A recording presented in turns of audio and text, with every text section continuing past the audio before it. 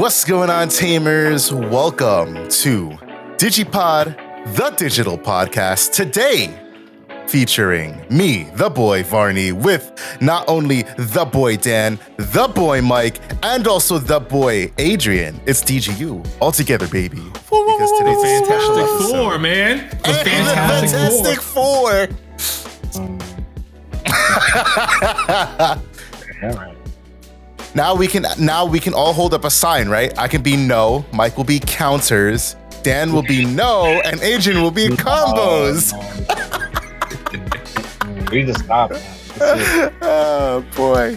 No, today is truly a special episode. Somebody at Bandai woke up last week and said, "Hey, I'm feeling pretty spicy." Real spicy. And they just said, "Fucking info dump," and we got card reveal after card reveal after card reveal after card reveal, along with a couple announcements that shake up the world of Digimon. And I do truly I don't mean that in any light way at all. Like, some big changes coming to Digimon, not for 2024, but for 2025. Yep. So we got a lot of good shit to talk about today. We figured we get all the boys at DGU on pod today. It's going to be a good one.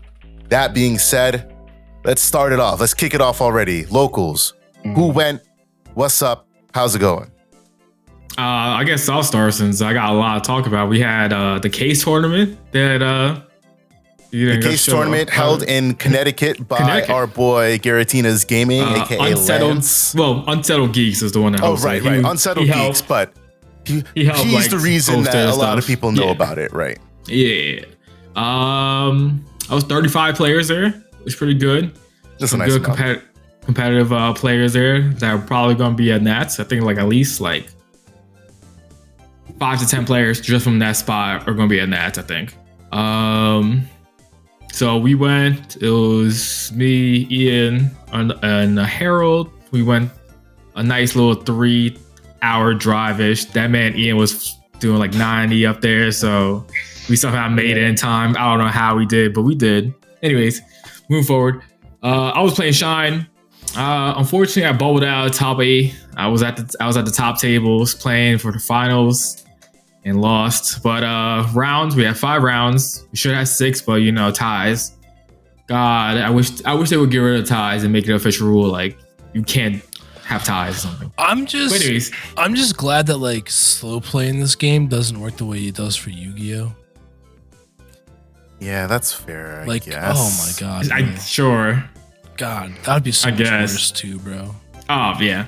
Oh my god. But yeah, so 5 rounds. Round 1, I played against D Brigade 1-2-0. He tried to do D-boy things, and I was like, no. And then Marcus killed him. Just DP reduced everything to the ground. Yeah. He got to a Brigade Jamon, and I just outed it. That's why I don't want to play D-boys at Nats. Yeah, round 2, I played against Hunters. I won 2-0 as well. I had a very goated play to win against that person. Had him on, went to a Geo Gray, played a Marcus. I went from 6 to 8 to 9 memory, killed his quartz, and then continued popping off. It was great. And then I played Blue Flare, lost out on 0-2. I just had a misplay that cost me the game for sure. Never evo your Agu that makes a Marcus if you if you don't need to. That would have been game because he had nothing to stop 3 swings and he had only 2 checks. And so that's what caused me. And then game 2, he just bum rushed me. Did you Evo on raising, you mean? Is that what you did? I had that Agu. I was digging for, I think, a Rise Greymon or something like that. I was like, let me just Evo it. And I saw the security and I had thought about not Evoing it and doing something else. But for some reason I just went with it. I was like, ah. And I was like, yeah, that cost me because I forgot he had the ability to stun again and had a rule mode on board. So I'm like, I'm going to just keep trying to swing this bad boy and kill everything. But I just never had a chance to because he kept stunning it. Play the one of Calling from the Darkness. And that Agumon's so good too, bro, because it's not it's not like start of main or whatever. It's just main. You can just do it anytime. Yeah. It's great. It's a great card. That's why you could just hard drop in. It's kind of hybrid for game. Exactly. In an instance, right? So I ended up losing, like I said, round 2, game 2. He blitzed the shit out of me. I couldn't do anything about that one. I didn't have the greatest hand.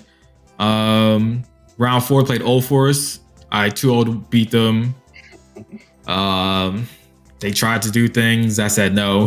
They can't do anything about neg DP. Yeah. Right. But also I was just also faster. He popped off, but like it wasn't enough. It wasn't enough for him to win it because I had the instant clap back. And then game 2, he had like a kind of like a bricky situation. He went to Old Force X into the Old Force. The moment he did that, for any Old Force player, if you play, you know you're in a bad situation. And then I played against round 5 Heavy Leomon, and that deck is a very hard deck for Shine Greymon because they have a whole bunch of on deletion effects as inheritables, and then them efforts just come back afterwards, especially Heavy Leo. So like Heavy Leo will have like the on play, I think when Digivolving to de-Digivolve something and then bounce. No, bottom deck 5k or less, I think it is. Heavy Leo is a hefty motherfucker. Heavy Leo is it's not an on play. Problematic. It's a when Digivolving and then it fortitudes out, but the on deletion is hefty. Because the on deletion is I think it's a de-Digivolve in the bottom deck, like you said. Yeah. Yeah. It's very hard to deal with for Shine because like those neg DPs, you have to do them. Like the Agu that makes a Marcus a Digimon with his inheritable of Papa 3k or less, you don't have to do that. But all the negs, and sometimes I just have to neg them, and it kind of just like F's me. And so like game 1, I blitzed him. Marcus OTK, the perfect OTK for anybody that knows Shine, had a perfect OTK. Game 2 was a drawn out, very good game battle. Unfortunately, I think I misplayed on that one as well because he had a Bancho and a Heavy Leo. And I kept targeting the Heavy Leo to kill with like the neg DPs. And then I was trying to get it down to be able to Crimson Blaze it. And I couldn't. I got to 7 and not 6. If I would have targeted Bancho, I would have gotten down to 6 and then Crimson Blaze killed it. And then he would have had 3 swings because his Heavy Leo was swinging for swing, unsuspend, swing again. Yeah. And the Bancho that unsuspend is hefty. The way Crimson Blaze works, right? It would stop the Fortitude from happening. Yes, because Fortitude is the effect to play a Digimon again, so it would. And then I lost game 3 because I didn't have a great hand. This man went agility training. So I was like, yeah, I hate winning that one. And then I don't remember where I placed, but like I bubbled like I got like instead of like being 9th, I went like all the way to like 14th, I think it was, because like poor opponents' win percentages.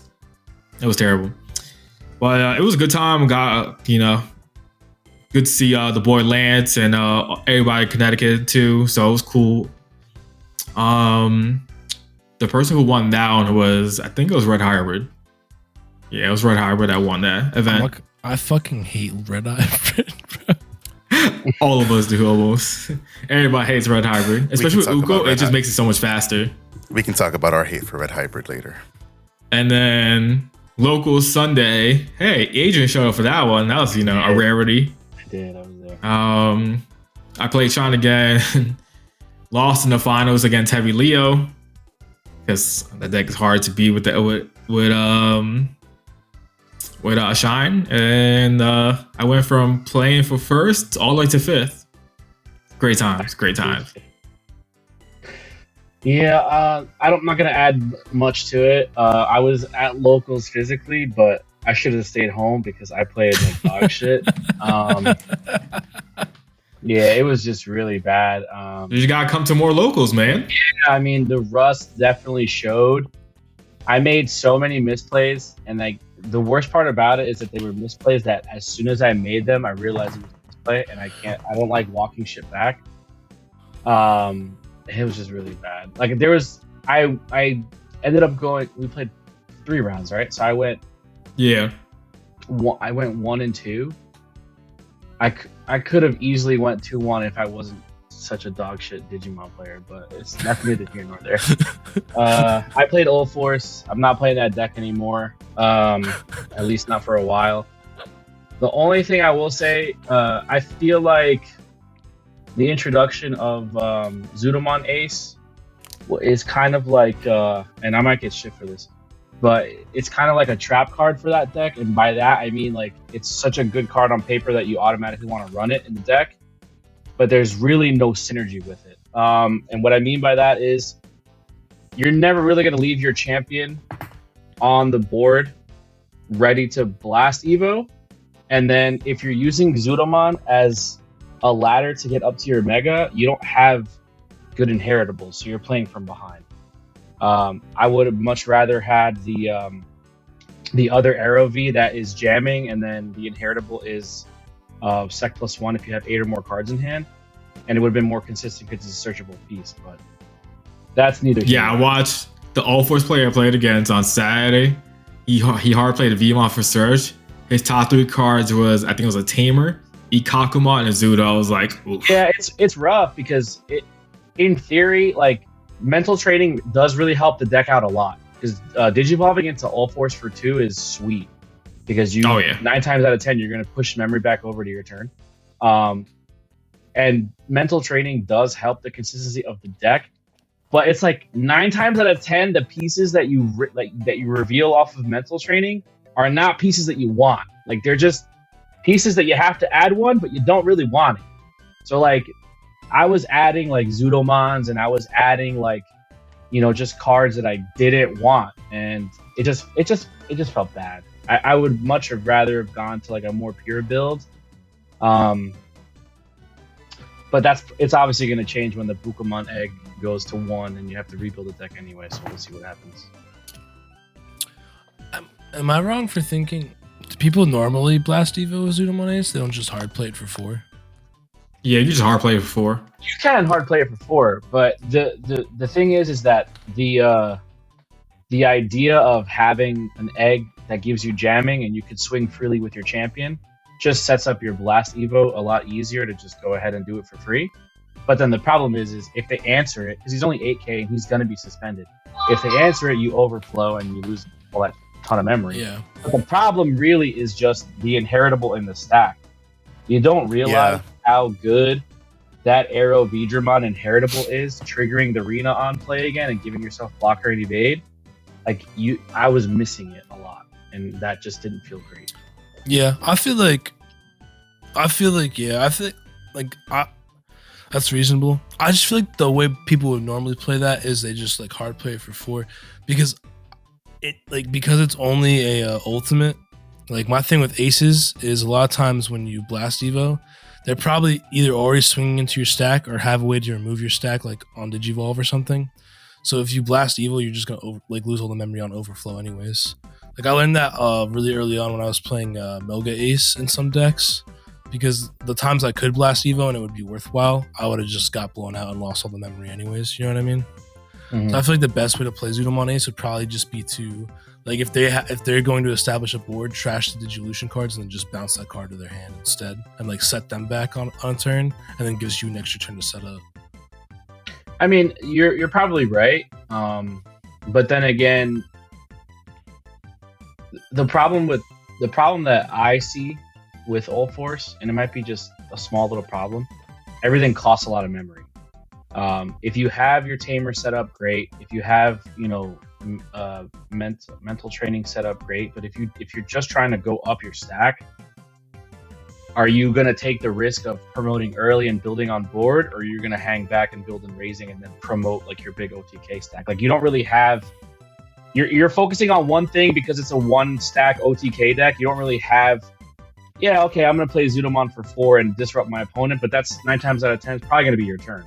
So then you pass turn and you just have a Zudomon out there.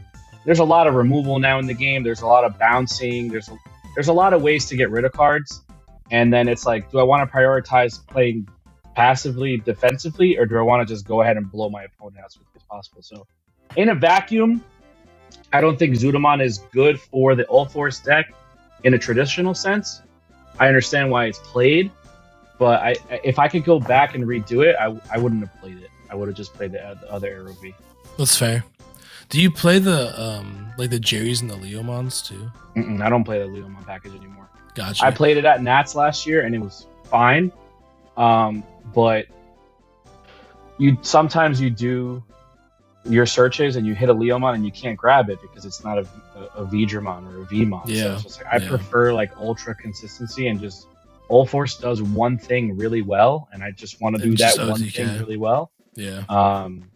But as fast as the deck was when it first came out, the meta has shifted a little bit and is now a lot speedier, but it's a lot speedier in a reactive way. So it kind of hinders you being like just a one stack deck, I think. Yeah. I think another way you could do it, and I'll get off this topic in like a minute so we can move on to the other stuff because I know we have a lot to talk about. But I think if you wanted to test it again, like because the mental trainings help the consistency of the deck so much, like you won't whiff on the Leomons. But if you added the Jerrys and Leomons back in, the Zudomon could stay in the deck because if you Jerry, you play the Leomon, and then you just have that Leomon out that's a champion, and then you can Zudomon Ace on top of the Leomon for, you know what I mean? You could, but then you have no inheritables. No, but you're just doing that to bounce things. And the other big thing is the deck. Like I found it hard to fit 4 mental trainings in. Yeah, I was and so you're essentially building if you add in mental training, your 4 All Force and your 4 Arena, you're building a 38 card deck. And those 38 cards are like hard to choose because like some people go full in on like the Goma Zudo line. Yeah. Some people go just the straight uber consistency, like Drummon route, like I went. And then some try to mash it up, but like, it just reinforces the topic that we should have a 50 to 60 card deck limit. And then the last thing I'll add just real quick, I hate what's that card called? Oh man, I'm Chaos the Great. What color? No, it's the Quartzmon. I hate Quartzmon. I hate it. Well, I mean, you're playing All Force, right. It shuts down my deck completely, so I have to play my out to Quartzmon, which in hindsight probably should have been Merciful Mode, but it wasn't. Yes. It was Great Maelstrom, which whatever. And I had it. I had the out to the Quartzmon, but it's too much memory. Like 9 memory is just way too much to give to your opponent. Yeah, I like Merciful Mode for that reason because it's multi-headed. It does multiple things for you. Yeah. As far as my locals went, I didn't go to locals. Spending the last weekend with the wife before we head out to Nats. But I did participate in our TBL on Friday, in which I came second. I forgot about the TBL. I played D-Boys, wanted to try it out just to see how it performed against the meta. Thought we were going to go 4 rounds. Unfortunately, I was the pair down and I tied the pair down, so we did not get the 4 rounds. I tied against Red Hybrid. How is that even possible? You tied against Red Hybrid. You should either win or lose fast against that. No, it's not that simple, right? Because like I can wall up, but they also play Crimson Blaze. It's such a good card right now. Oh my god. It's a stupidly insane card. Good. It's not even the neg. It's not even the delete 6K. It's just the floodgate. Yeah, it's exactly. It's so good. So it in a way it shuts down the deck, and I'm a decent enough player that like I can play around it. But because of constantly I shit you not, every game there was a Crimson Blaze. Except the last one, but it was too late to not be Crimson Blaze. Like I hated it. If I could have found Quartzmon earlier in any of those games, I would have been in a much better spot, closed them out faster, because I would have just fucking said, fuck you, I'll quartz your board. Unfortunately, that was not the case. The Red Hybrid list I played against was fucking insane. Well, not insane, but it played 3 fucking Crimson Blaze. So, of course, every time I wanted to do something, Crimson Blaze. Oh, cool. I spit out 5 bodies. You can't get through me. Crimson Blaze for 1. Crimson Blaze for 2. So it's just like, that's why it went to time in the first place, because it's like, I can't do anything if I literally can't swing, because if I swing, I give you advantage by popping out a tamer when you don't happen to have any, and I got to take care of it's just dumb.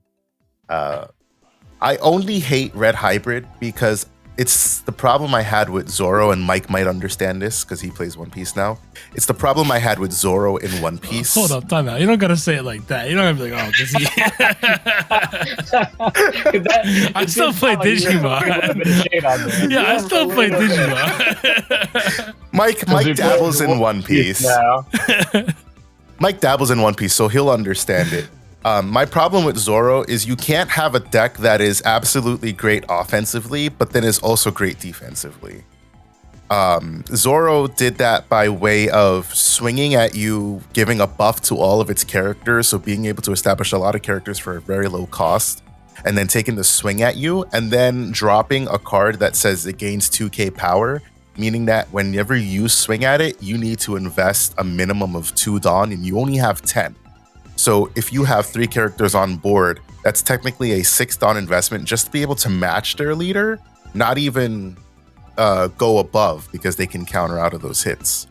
So with Red Hybrid, the issue is that, okay, they've got all this offense because they've got Gravity Crush, they've got dumbass, gay-ass Atomic Inferno, they've got these little bitch-ass Flamemons that they'll just, it happened to me, they'll say, all right, I'll just play double Atomic Inferno and I'll swing Flamemon for 10k 3 checks. And it lives because it's 10k on 3 fucking checks turn 2. Like, what do you do against that? You don't do anything. Like Dan said earlier, they've got Ukomon, so now they get faster because they can Digivolve, get a card draw, push out, get an extra check in. They play the Koromon egg, so they get more draw, so they're uber consistent.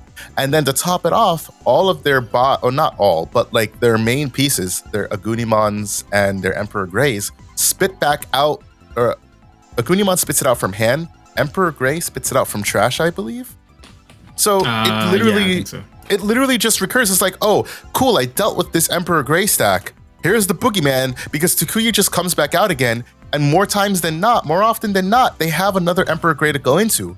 So it's going to kill something on Evo, and it obliterates anything that you might set up in terms of defense. And there's still no counterplay, air quote, to hybrids like Black War Grey because Hades Force. But like, whereas that deck can stop a deck that plays Digimon by effects from doing that, there's nothing to stop you from Digivolving on a hybrid, because there's nothing that says, ignore special Digievolution conditions, or like they say ignore Digievolution requirements, but that's for stuff like Gabu Bond, OG Gabu Bond and Ahu Bond. That's not for treat this as treat your tamer as a Digimon. So because of that, it's an inherently uninteractable strategy, and it's not busted or anything. And I'm not saying it needs to get hit. I'm just saying it for what it is. It inherently, by what it does, it just, for some decks, you either outspeed it or you just don't win. If they don't see their pieces, cool. But if you don't outspeed Red Hybrid, that's it. And then they've got defense by just way of killing everything on board, and they can play Crimson Blaze because it's native to their color. They'll get rid of any blockers that stand in your way. And it's just like, really? Thanks. So it's just dumb. I hate Red Hybrid because it's not exactly Zoro, but it does remind me of Zoro. I mean, I hate Red Hybrid just because the last few sets, the only meta deck I've been playing is Hunters, and what the fuck am I supposed to do against Red Hybrid? Yeah, you don't even have blocker. I mean, I have blocker, but like, the fuck, like, what am I gonna do? Not that it matters. What am I gonna do? Up. Tuck their hybrids under their tamers so they can digivolve on their hybrids? Like, what the fuck? Like, yeah, exactly. And Takuya keeps loading up from trash, and that Emperor Grey, that was just again, I'm not saying anything needs to be hit, but like, that Emperor Grey dies, it spits back out Takuya, the hybrids go back to trash, and then they can just warp again the next turn. So there's no drawback to like everything that it does, and it's just a pain in the ass to deal with. So yeah, disdain for Red Hybrid. No, I'm not saying anything should be hit either. I'm just complaining. I also am. If everyone on the Facebook page is allowed to complain about decks, I'm allowed to complain too. Yeah, I just Red Hybrid. Fuck Red Hybrid. I don't like it either. I was just gonna add that. Perfect. But I don't like Red Hybrid because I feel like I have to play a different game when I'm playing against Red Hybrid. Like, I can't just do what I want to do. I have to do what my opponent wants me to do, and that's not comfortable. Well, Red Hybrid, if you're all force, you better be set up in like 2 turns. That's 3 turns max. Because if you're not, you have to be super weird. I hate playing weird. That was my first loss on Sunday. Red Hybrid. Spoiler alert. Who the fuck was But- playing Red Hybrid? What's his name? Raymond's brother. Raymond, yeah. Or his, yeah, Oh. him. Yeah. Ray, I know you don't listen to us, but One shame of those on you. guys. One of those guys was playing it, and he got. I Yeah, got his brother. Molly, so it's fine. But whatever. Hey, listen. I will never All- forget when I played against Jarrell and he was playing Red Hybrid, and he had like the worst option card I've ever seen in my life in his deck. And it worked. And it literally in the only circumstance it would ever have been good, it was good. And I was like, what the actual fuck did I just lose to? For those of you wondering, it is BT7 Fire Drake Strike. Yeah. Choose one of your Digimon with hybrid image traits. It's 4 cost. Delete one of your opponent's Digimon with DP or less than or equal to the chosen Digimon's DP. So if you can think about little bitch ass Flamemon or Gunimon pumped up to 15, 12k with a Fire Drake Strike. Nice. Yeah, I was like, there's just, how is that a real option card? I was like, how did I just lose so to some funny, 'cause, like- fucking stupid ass fucking random option like that? Yeah, I have like the opposite when it comes to Red Hybrid. It's just because I've just so happened to play like a couple decks that counter it, which is Black or Greymon. So I'm like, anytime I saw a Red Hybrid, I was like, He was it's like, light work. Black or Greymon, I'm killing them Sakuras ASAP. And then the other deck was Machinedramon because Yeah. they can't legit. The moment you have a Machinedramon on board, Yep. they can't do Game anything over. about it. Yeah. Especially if you So they get have to Chaos outspeed X. you. It's like, come on, Yeah. bitch. Do that fucking Emperor play. Try to kill Yeah. me. I'm going to trash your security. Well, like one Machinedramon with a analog man, it was GG every time usually. So unless you brick hard, which is very possible in Machinedramon, or they somehow like super outspeed you because they had like the perfect hand to do that, it was very hard for them to deal with the deck. So like my thinking on Red Hybrid was always kind of different from like Vardy's and I guess now Mike's. Just because I guess the decks we Must be played. nice to play your natural outs. But then again, Yeah, right. you know, then you get fucked by like Angemon, right? So it's like, Oh, you from don't- Machinedramon? Oh, that's GG. You see Angemon, you just scoop it up. that's 'cause what I'm there's saying. nothing Like, to do. you don't have the problems against, you know, the Red Hybrid, but then you see Yellow Vaccine, and you're Yeah. like, ah, But it's like- shit. But that's every deck Chaos nowadays. deck. I feel like Yeah. every deck has a hard counter to it nowadays. Agreed. So it's not too bad. With that in mind, I will be once Nats is over, I'm gonna be going back to the lab with a bunch of other decks that is like not tier 1 or whatever, or I expect to win, whatever. Machinedramon, I'm about to hit the lab again because we got some good cards. Raramon, Bro, came Marvin out. Jackson. Commandramons with the because Commandramon inheritable will save it from Angemon. So you know, gonna be thinking some things, cooking up some Yeah. other spice. Also, I scuffed the Um, card. It wasn't Fire Drake Strike. It was actually Pyro Dragons. And I Yeah, remember whatever because it you were is. talking about I remember you were the talking art. about your blocker or I remember the something art getting of it. deleted. Something. I remember the fucking art of it. I just didn't remember what the actual name was when you mentioned it before. But It was a delete yeah. 6k DP or less. And I think he needed that either to block or he was going to DNA on the next turn or some shit. something. Or Yeah. whatever the fuck he was going to do. Yeah, some stupid ass shit. Pyro Dragon. Whatever the fuck deleted the card I was using. I bitched about it on He the was pod. so like, funny yeah, because no, I that, played- it was that because you're like, oh, if you were playing Crimson Blaze, I wouldn't even have been upset. But what the fuck is this card? yeah. Like Yeah, if I I was remember mad that. because I was like, if I had gotten blown was out so by a funny. normal fucking card, I would have been like, all right, I get like this is fair. Like you played a good card, I get it. But it was like that, and I was like, who the fuck plays that? Like that should be a The Crimson funniest- Blaze. The funniest part about that, I legit played Jarrell after Mike got smacked by him, and then like quickly like scooped him up within like 20 minutes, something like that. Because I was playing Black or Greymon. All I Oh. did was board control to shot him that day. Bro, I it wish was I like, could play Black or Gray for bro, that. I lost my mind. I was wish like, I could was too. like, there's just no way that that's a real option. I was like, who played that? I was like, Jarrell, go play Crimson Blaze. It's a better card.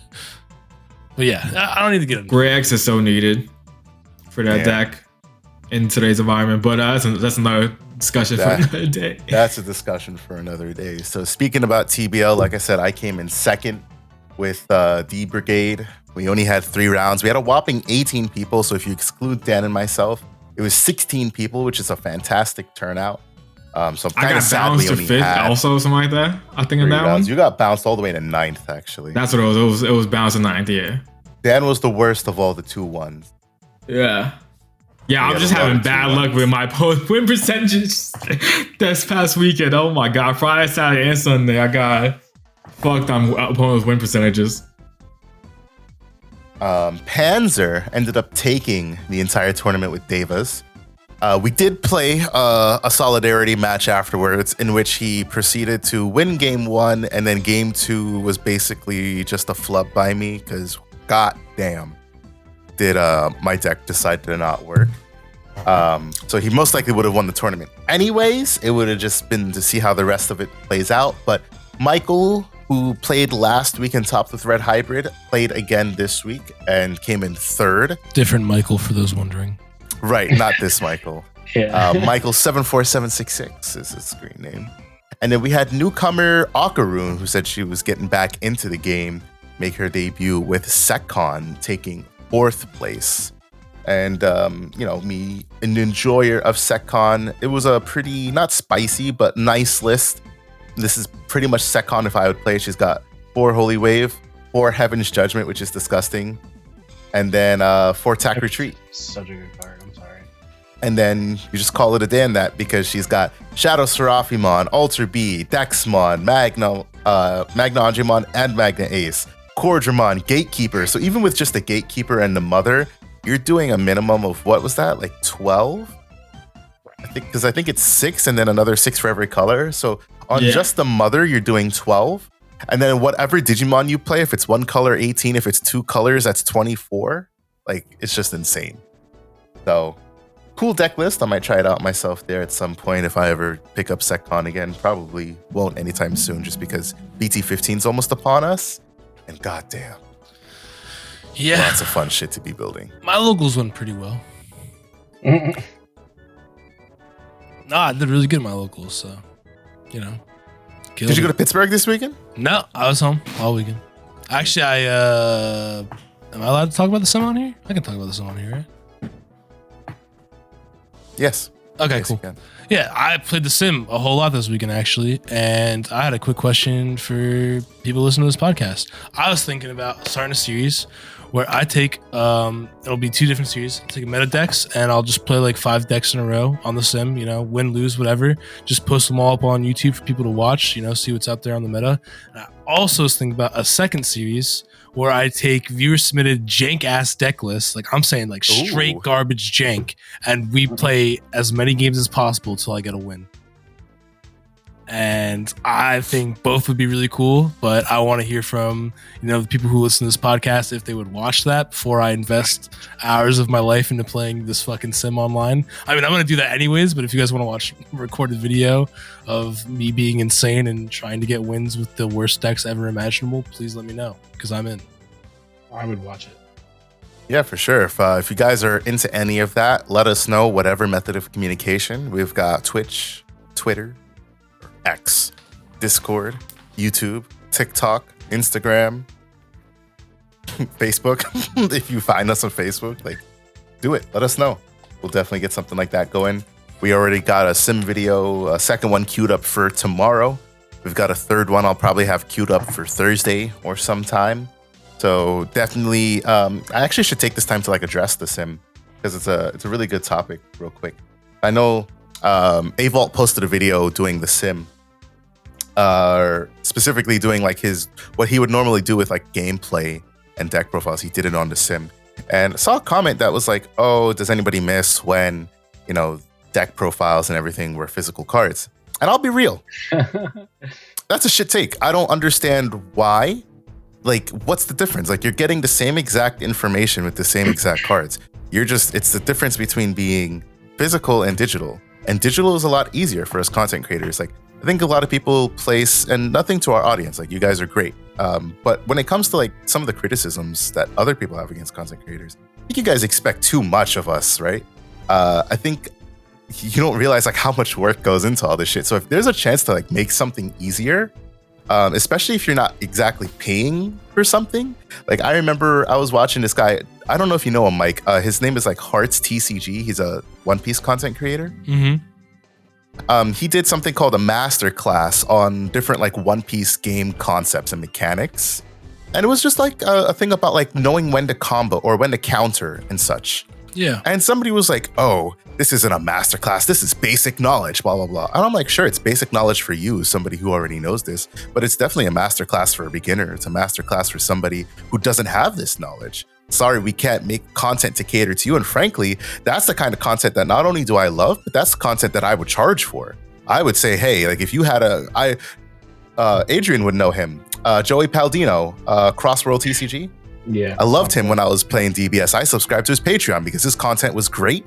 His deck profiles were immaculate. He went in fucking depth on how to play the deck, what to look for, and everything.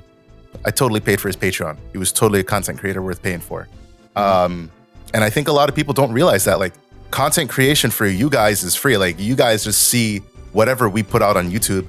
We don't make money. If we're making money, it's because we're busting our ass, whether it's off of ads or, we got, the TBL, which is funding a part of this, or for the content creators who do Patreon. So to complain about, the things that you guys are getting for free just seems like a little bit disingenuous, because it's like, bro, like, this makes it easier to get more content to you. Luckily, our audience is great. You guys don't care. To be honest, you don't care what we do as long as we put out good content. And that's because that's what we're about. We want to give you guys the best that we can. We put our heart and soul into everything that we do. I just think it's weird to complain about physical and digital cards when it wasn't even done in a bad way, right? Like, when your content creator is lazy, complain for sure. I don't like lazy content creators, but it wasn't lazy. And the content that Avault puts out is pretty good. So it's just a weird thing to complain about. We definitely have a lot more sim content coming out for y'all, and you can bank on that, especially when the sim gets released officially. I think it's also, I think that it depends on the content creator, right? So like someone like Avault, I know Avault, yes. I love Avault. He got a lot of criticism from his sim video, right? But I think it's because people follow Avault because his deck profiles, his videography is all such top quality stuff, right? And they were taken back when they saw the sim because they were like, we're used to you having really high quality production physical card deck videos, So I think people were like, oh, like, we don't want this content. We followed you because you specifically do these really high quality physical card deck profiles, whatever, right? Mm-hmm. I think for like us, right? And again, the viewers, they're going to tell me if I'm wrong or not. So I think for us, because we don't really do a lot of deck profiles in general, the ones that we've done, they've been okay quality. I'm not really too proud of the deck profiles I've done.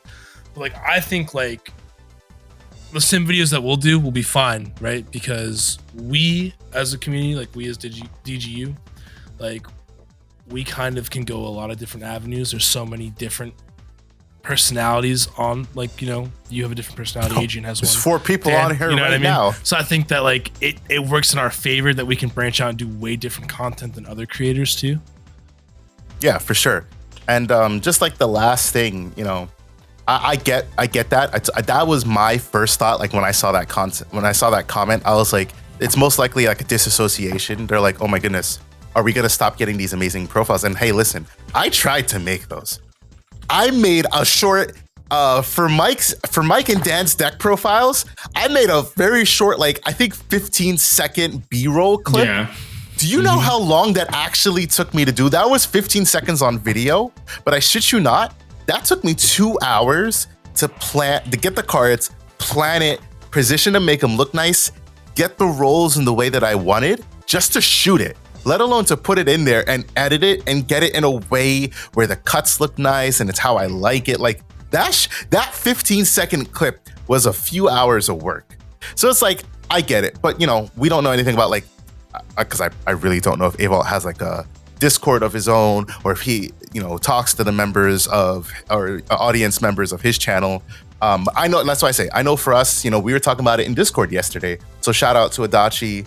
And I can't remember your other name, but you were in there yesterday, and you had basically said that we are going to, I'm just repeating the words. We're going to be leaders in the sim space for content, which is a really big compliment. We appreciate that because the intention is to really just put good content out here for you guys. Something that you guys will enjoy. If you guys aren't going to watch it, like why even bother making it, So yeah. We just want you guys to watch anything that we put out. So we appreciate that. I also, add on to that too. I also like sometimes the people on YouTube that I watch a lot of fucking TCG content. You know, whether you guys think I care about Digimon or not, I swear to God, I just have a binging problem. So I watch everything, and I even like day one playing Digimon. I've watched people use Digimon Card IO to make deck profiles, and I never had an issue with that. I think that sometimes it's easier to watch people do the Digimon Card IO deck profiles if they don't see their fucking shitty image cards, bro. Yeah, exactly. Like if they have bad video quality or something, bro. Like I'd rather watch someone just throw up images on the screen. Like these are the cards I'm using in my deck. Like that's cool with me too. Like I said, I just think it's different people like different things. And they follow content creators for different reasons, I agree. Somebody's going to call me out how they present it as well, because like you can do what you just said. It could be a Digimon.io version, and it could be they just present it poorly, and who cares about that? You can also do it physical cards, and you can do that poorly. We know some content creators who don't do that great of a job, in my opinion. Bad. Yeah, both do. Yeah, exactly. But then you could do a whole sim, and your whole shit could be all sim. But if you present it well and you do whatever you do with it, then I think that's good content. It shouldn't be frowned upon. And the same goes with Avo with his videography and everything he does for his deck profiles and gameplays, which is all physical cards. That's great for him, and that's how his brand has grown. So I can understand why the random shock of like, oh, it's a sim. Hopefully this doesn't stay this type of way. But again, he did a good job with it. It's not like he did a bad job with it. So like, it wasn't the lazy way. It's not like it was a poor thing. The best example I'd have is like when Card Pro Tag went from using the physical cards to the sim that they use now. Card Pro Tag did that? No way. Yeah, Card Pro Tag uses a sim now. You guys didn't know that? No, they don't. I haven't seen their latest video. Card Pro Tag's latest video was, I think, it was the Myotis one. I'm thinking, my bad. I'm thinking someone else completely. Is you thinking of Rustmaro? No. Rustmaro's always used a sim. Rustmaro's always again, used a sim. production quality is insane. Let me say it would be like if Card Pro Tag went and switched to a sim. Let me say it like that. I'm thinking of someone else. I don't remember their name right now, but Card Pro Tag would be a good example. It'd be like if Card Pro Tag, who's like known for like these really high quality, like they even animate like their own like effects and stuff. I think their newest video, they had like Jogras Digivolution effects and shit. You know what I mean? It'd be like if they switched to using a sim. Like I feel like people would get, they'd be like, oh shit, like I don't like this right now. You know what I mean? Right. Because they're so used to the high quality content that Card Pro Tag puts out. Right. I agree. In before, someone's like, Varney, you had a shit take and blah, blah, blah. And I'm like, hey, like, listen, at the end of this entire conversation, I said, I see where you guys are coming from.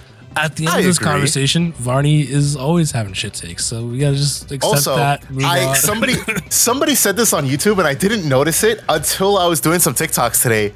They said they just started watching the podcast, big fan, whatever, blah, blah, blah. Then they're like, the only gripe I have is that Varney constantly says, for all intents and purposes. And I was like, do I really say that? So I was recording a TikTok today, and I was like, yeah, so for all intents and oh, shit. I'm going to be honest, bro. I never even caught on to it, but I never caught on to it either.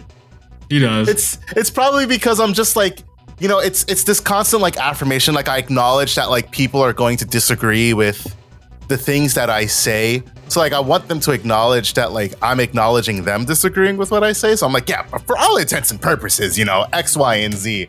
But I do never realize how much I've done it. It's funny as shit. That's as your peasant. So shout out to you. That's funny as shit. I only just noticed it after you said it. That's so for all intents and purposes, thank you.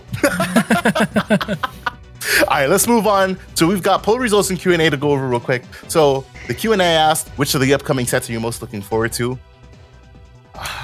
This is still open, but I'm sure a lot of you guys voted like early on before we got these major ass reveals. I'm not sure if that would have changed you anyways, but we had the most votes out of 22 total. We had 8 votes for BT16, Beginning Observer. So a lot more people excited for 02. I have what are you gonna say, Mike? I have to apologize. I have to apologize. I have to apologize. One of the last times I was on the pod before I took my hiatus, I was talking shit on the Imperial support, And I was like, I don't see how this is going to be meta relevant. Blah, blah, blah, blah, blah, blah, blah, blah. And as far as I know, it's been doing pretty good in Japan. So I feel like I have to apologize because I was talking shit on it. So I feel like I have to put it out there. I still don't like it. To be fair, it's because you say you don't like the way that it plays. Well, it's no, just, for me, it's like a natural evolution of the deck. I also just didn't see how it was going to push the deck into like that next competitive level because I didn't think they had done too much. But because you thought it was just strip source. Yeah, which it still kind of is, but I think because they hit all the other stuff that was really good in the meta, that it kind of made room for Imperial. Well, of course, because like I think that if Purple was still at full power, I don't think that Imperial would be doing as well as it is in Japan. And I could be wrong about that. You know, whatever. I could also be wrong about that. Maybe Rapidmon, but yeah, I do feel like I have to apologize because I think it has been doing pretty decent in Japan. I think Magna X is way better though. That might be a hot take. I don't know if it is, but Magna X is fucking insane. It's an untouchable god. And Rapid X? Well, but I can tell you what the real best deck is, though. What's the best deck? Numemon? The best deck in JP is a Numemon. Numemon featuring one singular Rapidmon X. If y'all haven't watched, we always endorse him. If y'all haven't watched East's latest video talking about the meta report for JP Week 2, you should totally do it. Because they just had their like nationals over there. Nationals, yep. Numemon was like top, like 3 of the 4 decks in the top 4 was Numemon. So the finals was literally Numemon versus Numemon. I would have never guessed that. Funny as shit. Dan texted our group chat and was like, "You'll never guess what just won." And I was like, "What, bro?" And he said Numemon. I said, "No fucking way." And he goes, "You'll never guess what it played against." Another Numemon. I was like, "No fucking shot, bro." Yeah, it's like go-to finals if I ever heard one. For sure.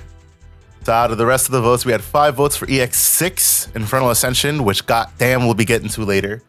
5 votes for EX5, Animal Coliseum. A lot of people are excited for this upcoming set. Only 2 votes for BT15, Exceed Apocalypse, which I get.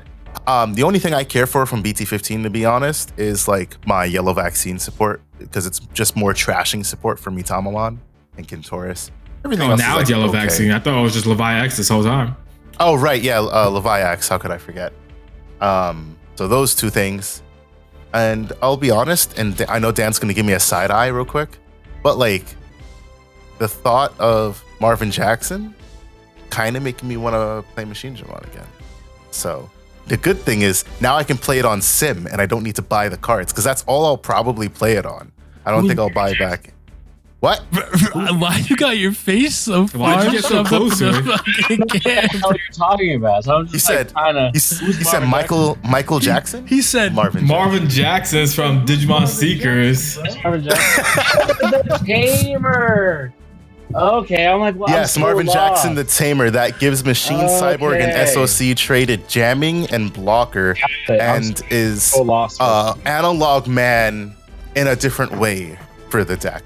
I love the Mind Link Tamers. I also really love Seekers as a series. So like all of them, I really want to play their decks because I also am going to play some kind of. Have you been reading that web series for Seekers? No, I'm waiting. I'm waiting. The Mind Link Tamers are all really good because it's like they took a Hyper's idea and it just made it better in my opinion. Yeah, I mean Zulin. One of those topping Numemon lists, they were actually playing Zulin because on Magna X you can Mind Link and get Alliance and Reboot on that on that insane Magna X. So you can swing for 17, 18, 19k on 2 checks. Because let's say you just play out a Vmon and then you Mind Link with the Vmon. So you get 2 checks, but then you also get Reboot and you're untouchable. And it's insane. So I'm like, yeah.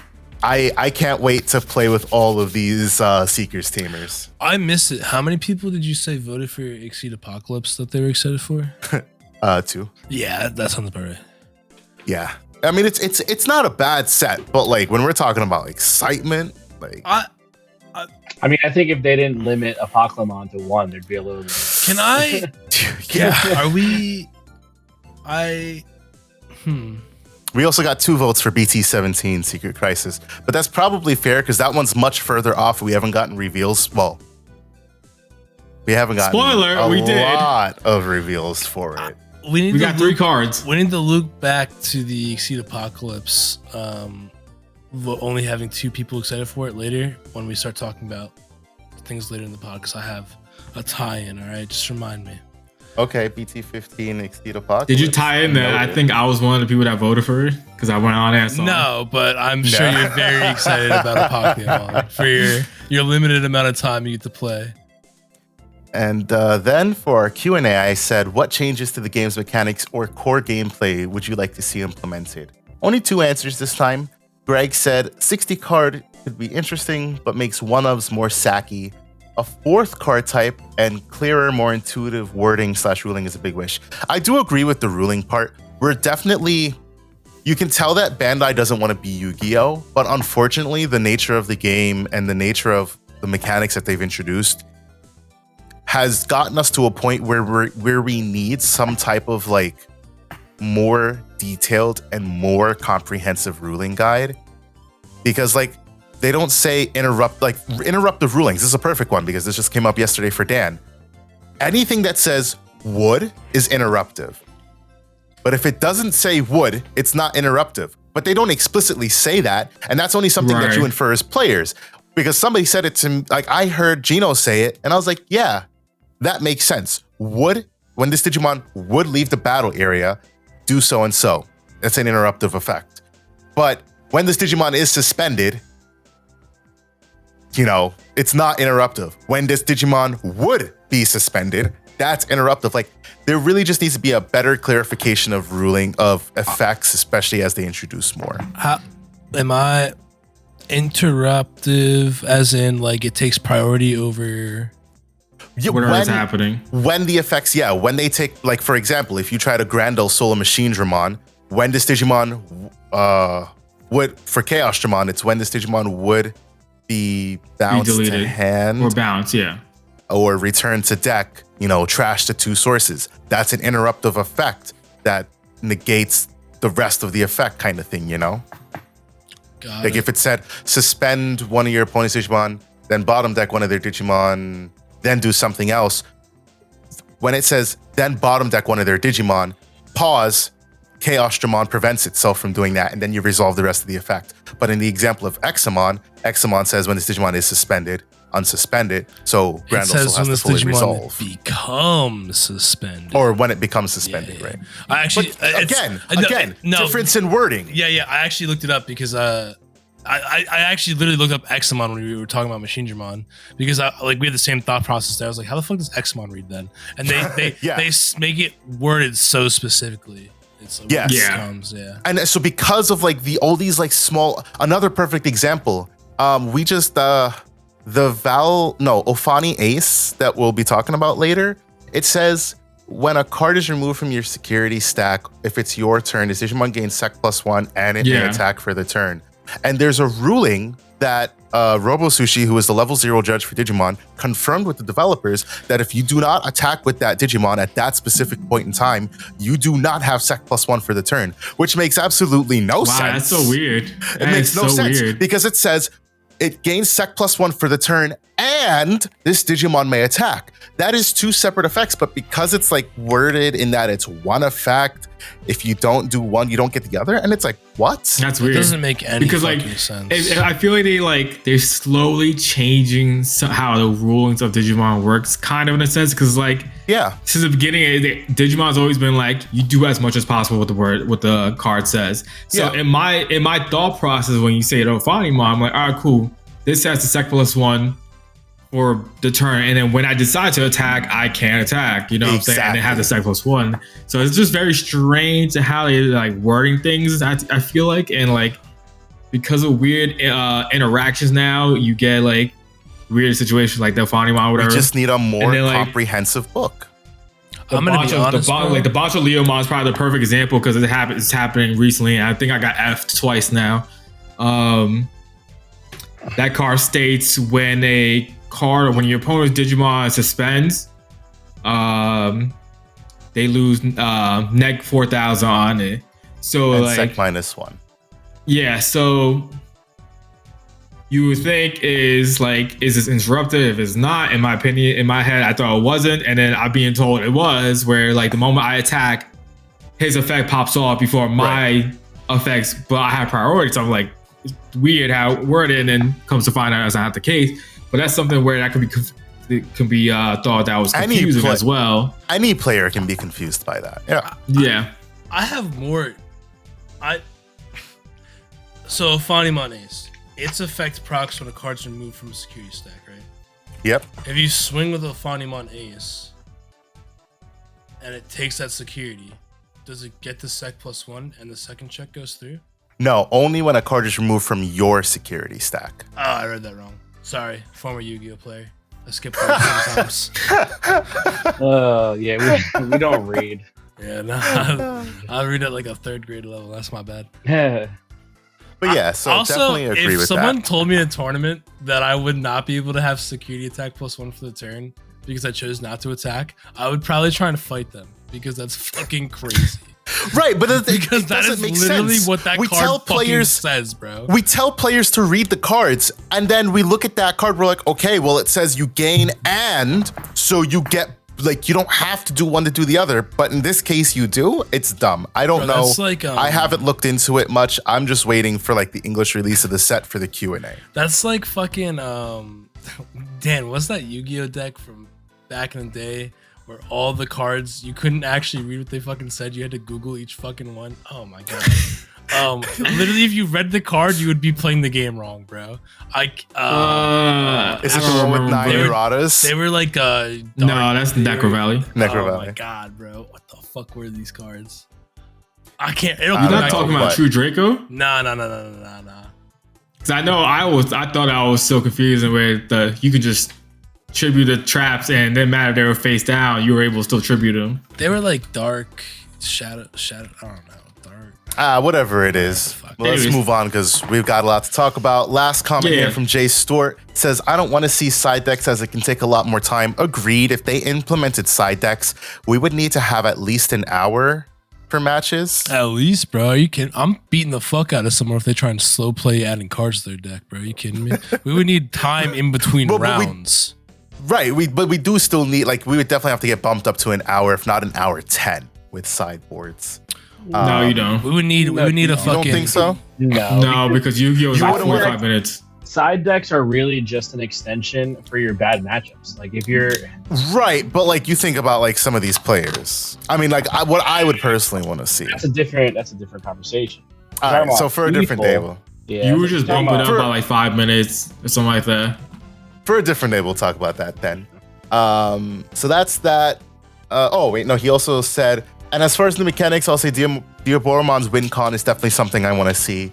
Something similar to a Destiny board. I think that's referring to the.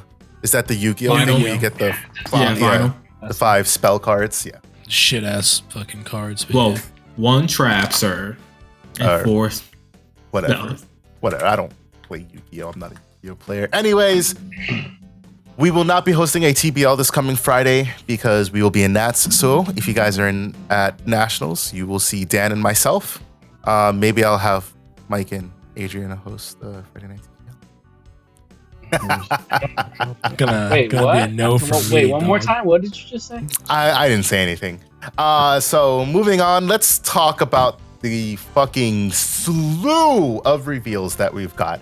So I'm just gonna start with like when they started, like the 16th, because they all tie in. What can we talk about the big thing, the most important big thing? Yeah, I think we should All talk about that first before we start talking about cards. I think we should. All right, so let's talk about the fact that the Digimon card game is truly going global. Global as in come 2025, the plan, according to Bandai, is for the Digimon card game English and Japanese meta to become one. We will have unified set releases. That means ban list affect us both at the same time. Means we don't have to suffer, be like, oh my goodness, we get to play this in 6 months. Like, it means that Japan won't suffer when it comes to, the ban list and they're like, oh, we don't want to hit the English card game just yet. Or when they want to hit something in English and it's like, well, how are we going to hit this in Japan kind of thing? Like, oh my goodness. global release, it's long overdue. Somebody in Discord had asked, why now? Yeah. Go ahead, Mike. So that's what I wanted to talk about. I think it might have been Panzer. It could have been someone else. But I wanted to tie this into the Exceed Pokemon. Only 2 people are excited for that set.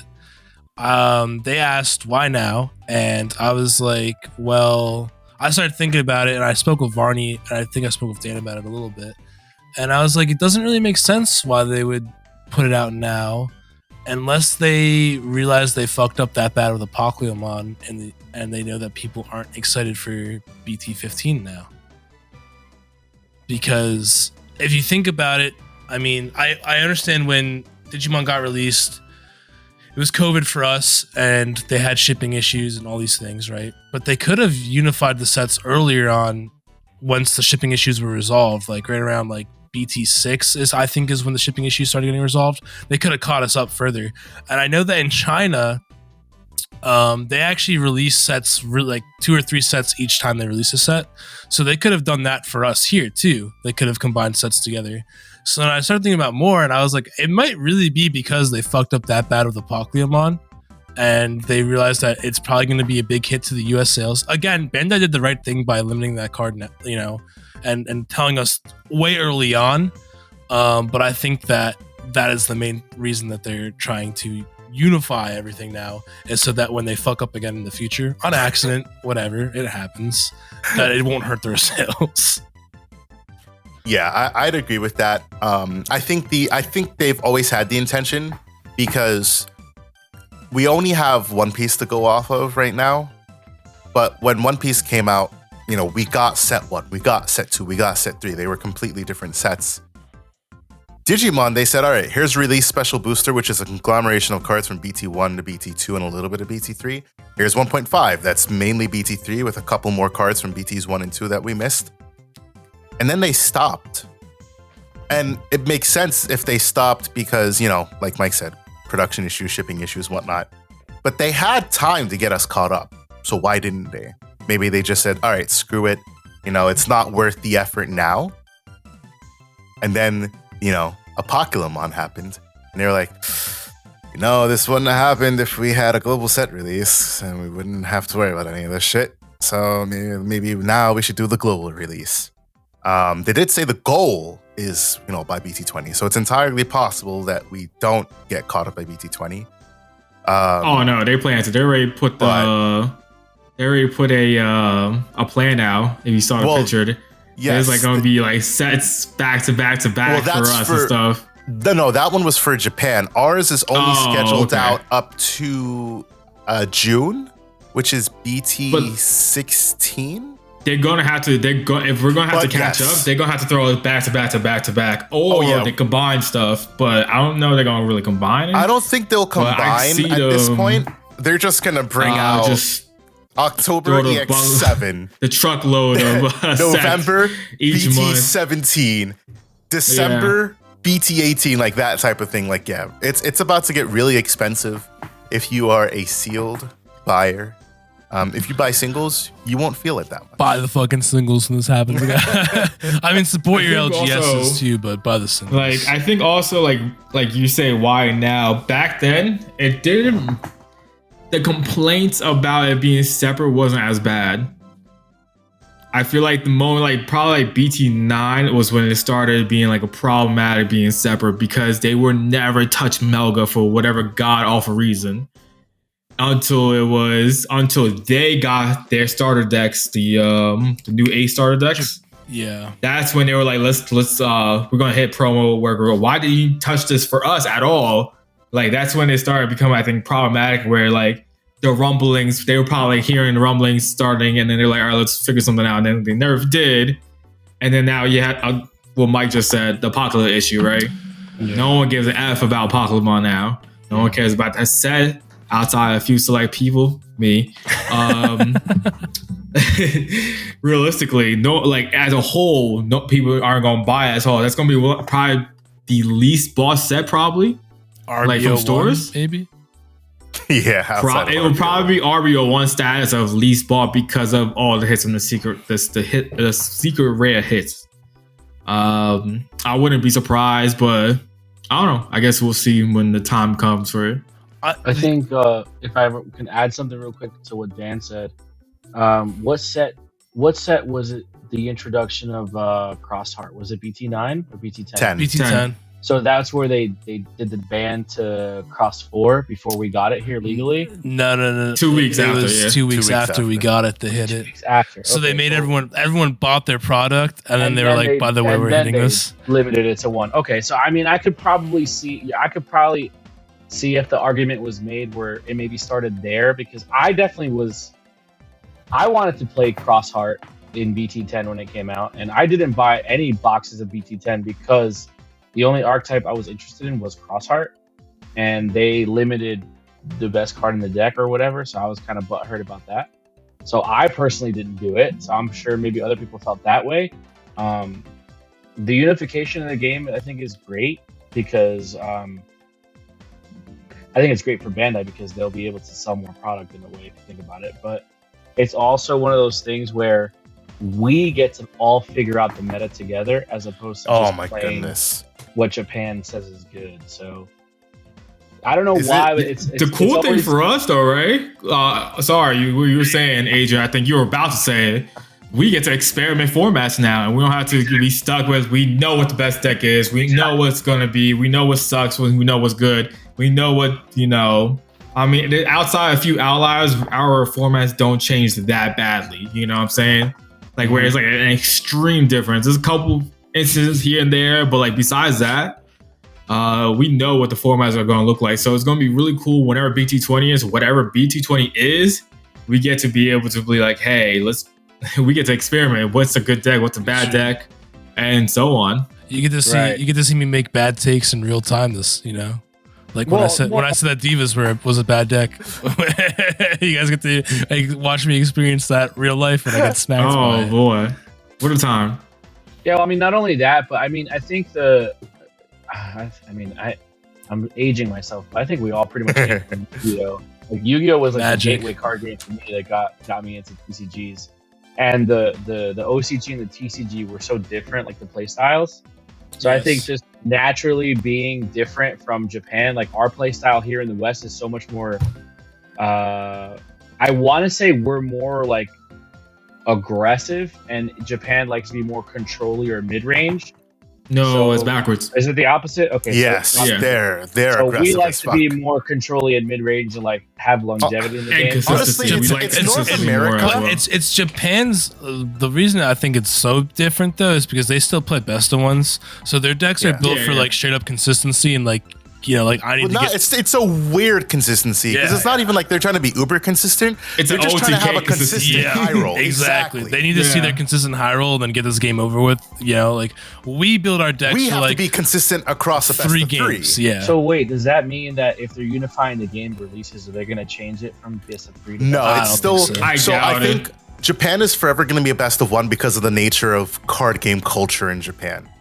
But the thing is, Asia, the rest of Asia is best of 3. Japan is the only place that's best of 1.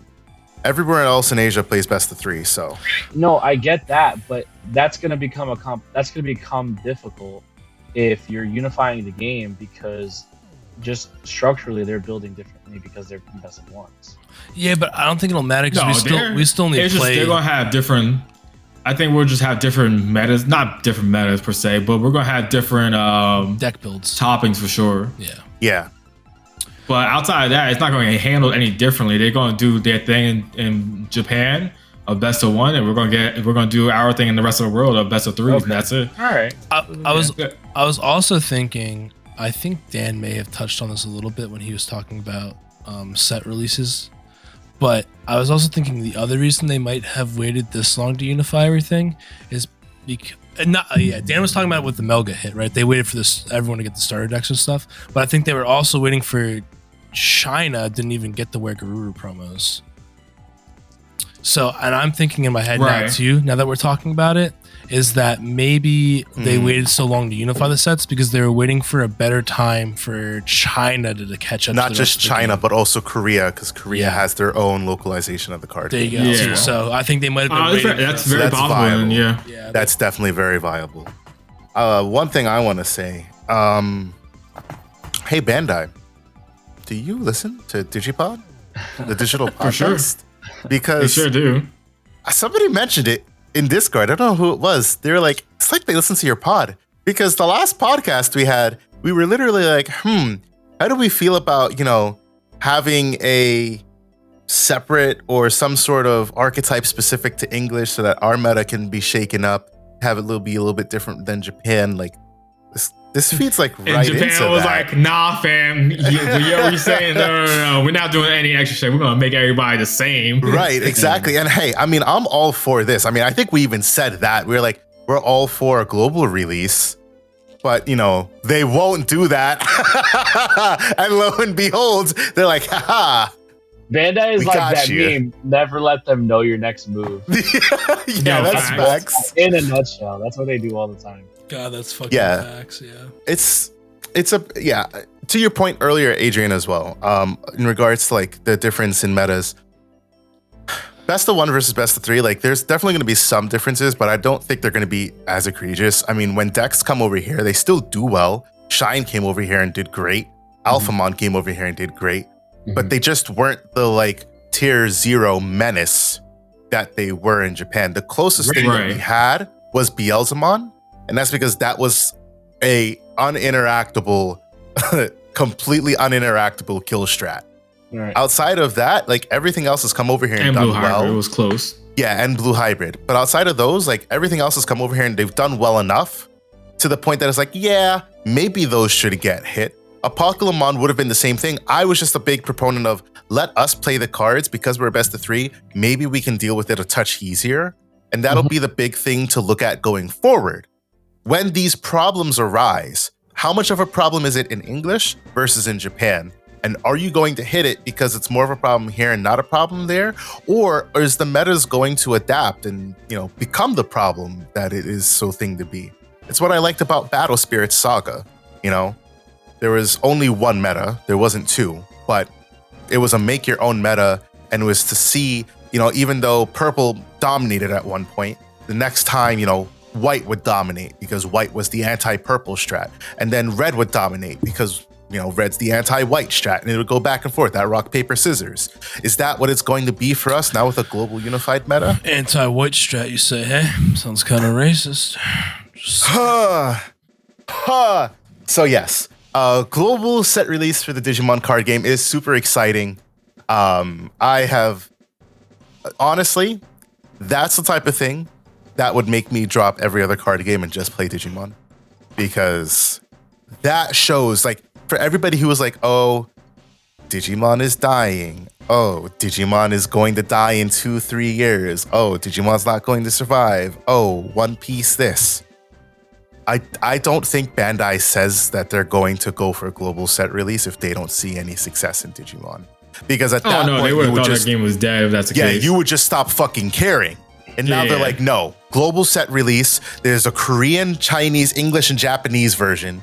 You got the 3 difficult, I would say probably 3 of the like top 10 difficult Asian languages that you're fucking localizing in. And then there's fucking English. Like, the card game is not dying. This card game is alive. It is doing well. It is thriving. It is a They good just time gotta fix to things. be a They just card gotta game fix player. things, and they're fixing them. It seems like, I don't know if Yeah. we're gonna fix the what's it called, the pricing situation, but they're fixing Well, something, so- which is the globalization, which is always a good thing to have. We did get the Ultimate Cup prizes for Agunimon, so we see what the prize out is for that. And but we don't know what they look like or anything. We don't know what they look like, but we do know that they're at least relevant cards for the most part. This time, people wanted the BT7 Aldemon instead of the BT12. But I can understand why they use the BT12 one. You just get a whole alt art of the BT12 line. I can get past it as long as, there's a conscientious effort to move forward. Now, with that in mind, holy shit, there's a lot of cards. Yellow, best deck, EX6, I don't know. Yellow got a lot of strong shit. Yellow's got an egg that facilitates its game plan. Finally. Yeah, that Yellow has It's a an good egg. egg that adds an Angel, Archangel, or 3 Great Angels to your stack by adding the top card of your hand, of your security to your hand. Which means all of those effects in yellow that say like, when a card is removed from your security stack, when a card is added to your security stack, there is now a way to trigger those on your egg. That is Bukamon level. That is what I want to see on Bukamon without being Bukamon. You guys understand what I'm saying there? Like, I don't want to see... an egg? Yeah, like, I want to see eggs that do something different, and especially for their strats. Like, I get what it was doing for the Gomamon line, but just the way that it did it was just OP, obviously. And if it was something that strips source, then it gives jamming, like the Kiaromon from BT13. Then we're like, all right, cool. But just to say, well, while you have less than or equal sources than me, I have jamming. It's just inherently, as with some decks, just inherently busting. So Cupimon, such a good egg. We got both Lucamon and Lucamon Chaos Mode. Lucamon, the like yellow angel searcher, but also plays really nicely with Chaos Mode. Chaos Mode, the kind of like jack of all trades in a way in terms of like how he can be played, because you can play him in the angel deck because it synergizes well. It digivolves from the level 4, it digivolves from Lucamon. You can play it if you want. I don't think you would ever play this motherfucker though. Yeah, we digivolving for 8 on the level 4, bro. Right? You just digivolve for fucking 8 from Angemon or some shit. But like it digivolves, it pops a tamer or a Digimon, and if it doesn't delete, then you trash your opponent's security and recover one. And then this alludes to the existence of a Lucamon Satan mode. Whether we get that this set or some future set, we don't know. Oh no, we're still getting it. We're getting it. The card is cracked in Mastamon, though. I'm just saying that shit. The card is insane in Mastamon. I mean, even the Lucamon is insane in Mastamon. Gets rid of the old Lucamon for Mastamon builds because it's not that stupid fucking level 6 or lower that the old Lucamon was. That just deletes any one Digimon. Thank God. Yep. Holy shit. That shit used to make me so mad when I played Mastamon, bro. Yeah. I'd be like, I have no way to get rid of like a level 7 unless I Chaos Degrade. Exactly. Or dying, but and this big boy is 13k. Lucamon Chaos Mode is bad. We got a new Angemon. We got some aces. We were just talking about the Ophani Ace earlier, which the Ophani Ace, you know, it's just it's a recover 1, I think, on Digivolve. And then it's got that effect we were talking about. We got Serafi Ace, which is a recover 1, but then it has like the BT8 Shakumon effect to bounce things when a card is added to your security stack, based on the amount of security in your security. We got ourselves Dominimon. Dominimon is super important to note because Dominimon was the new like big bad angel that was added for this set, or not just for this set, but just in general. Big good angel. Yes, the big good angel. Along with the line, I mean, it's just that card is good. It's really definitely a really good generic yellow card. It says you search your security, you play a level 5 or lower with Angel or Archangel, and then one of your opponent's Digimon gets minus 7,000 DP for the turn. And then, even more important, it gives Angel, Archangel, and 3 Great Angels like a pseudo protection, because when they would leave the battle area other than in battle, you trash the top card of security. As a yellow vaccine player, this makes me so happy to finally have some sort of protection. Because now, and this is what I like, you know, shout out to Ian. I know Ian said that he doesn't like strats in yellow that play with trashing security to get effects. I like it as long as the effects have good payoff. Trash my security, prevent it from leaving. I take that all day, especially if we get cards that, you know, interact with being trashed from security, a la Garomon, BT15 Kari, and Odin's Breath, Richard Sampson. Like, I'm all for these kinds of strats. I think even bigger than like the yellow stuff though, something that I know Dan is looking forward to. Ogudomon, the first revealed secret of EX6. Ogudomon is just correct for no apparent reason. Ogudomon, Dan, Ogudomon, how do you feel? The big bad. It deserves to be able to do what it does. To me, this is like Apocalypse level A Pokemon without crackness. being a Pokemon. It's more like it's like a Pokemon if I don't know. It's like a nerfed a Pokemon. Let's put it like that. I think it's probably a better way to say it. I think it's like a because it doesn't have like any like wellness. protection or anything, and it's a more of a setup. They hard restricted to the effects. So like, Agudamon is crazy. Evo's for 7 over a 6. No. Oh yeah. When Digivolve, when attacking, you may place up to 7 cards with different names and the 7 great Digimon Lord's traits from your trash. This is Digimon's bottom Digilusion card. Cards, not Digimon. If you place 4 or more cards with this effect, delete one of your opponent's Digimon Tamers. So with that effect alone, you can add, there's 2 options currently we have that have the 7 great Demon Lord's trait, which is the Beelzebub X one. Yeah. The 7th cluster. 7th cluster, 7th full cluster, and 7th full lightning strike or some shit. Yeah. For Leviamon X. So it's pretty interesting that you could do that. That means you is Rivals Barrage also one? Yes. No. No, not it's not. I lied to you completely. Okay. It doesn't have a trait.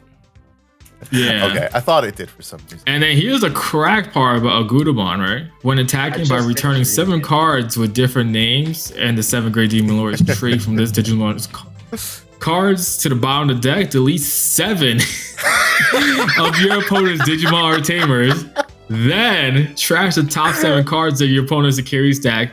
For each card deleted by this effect, reduce the card's trash by 1.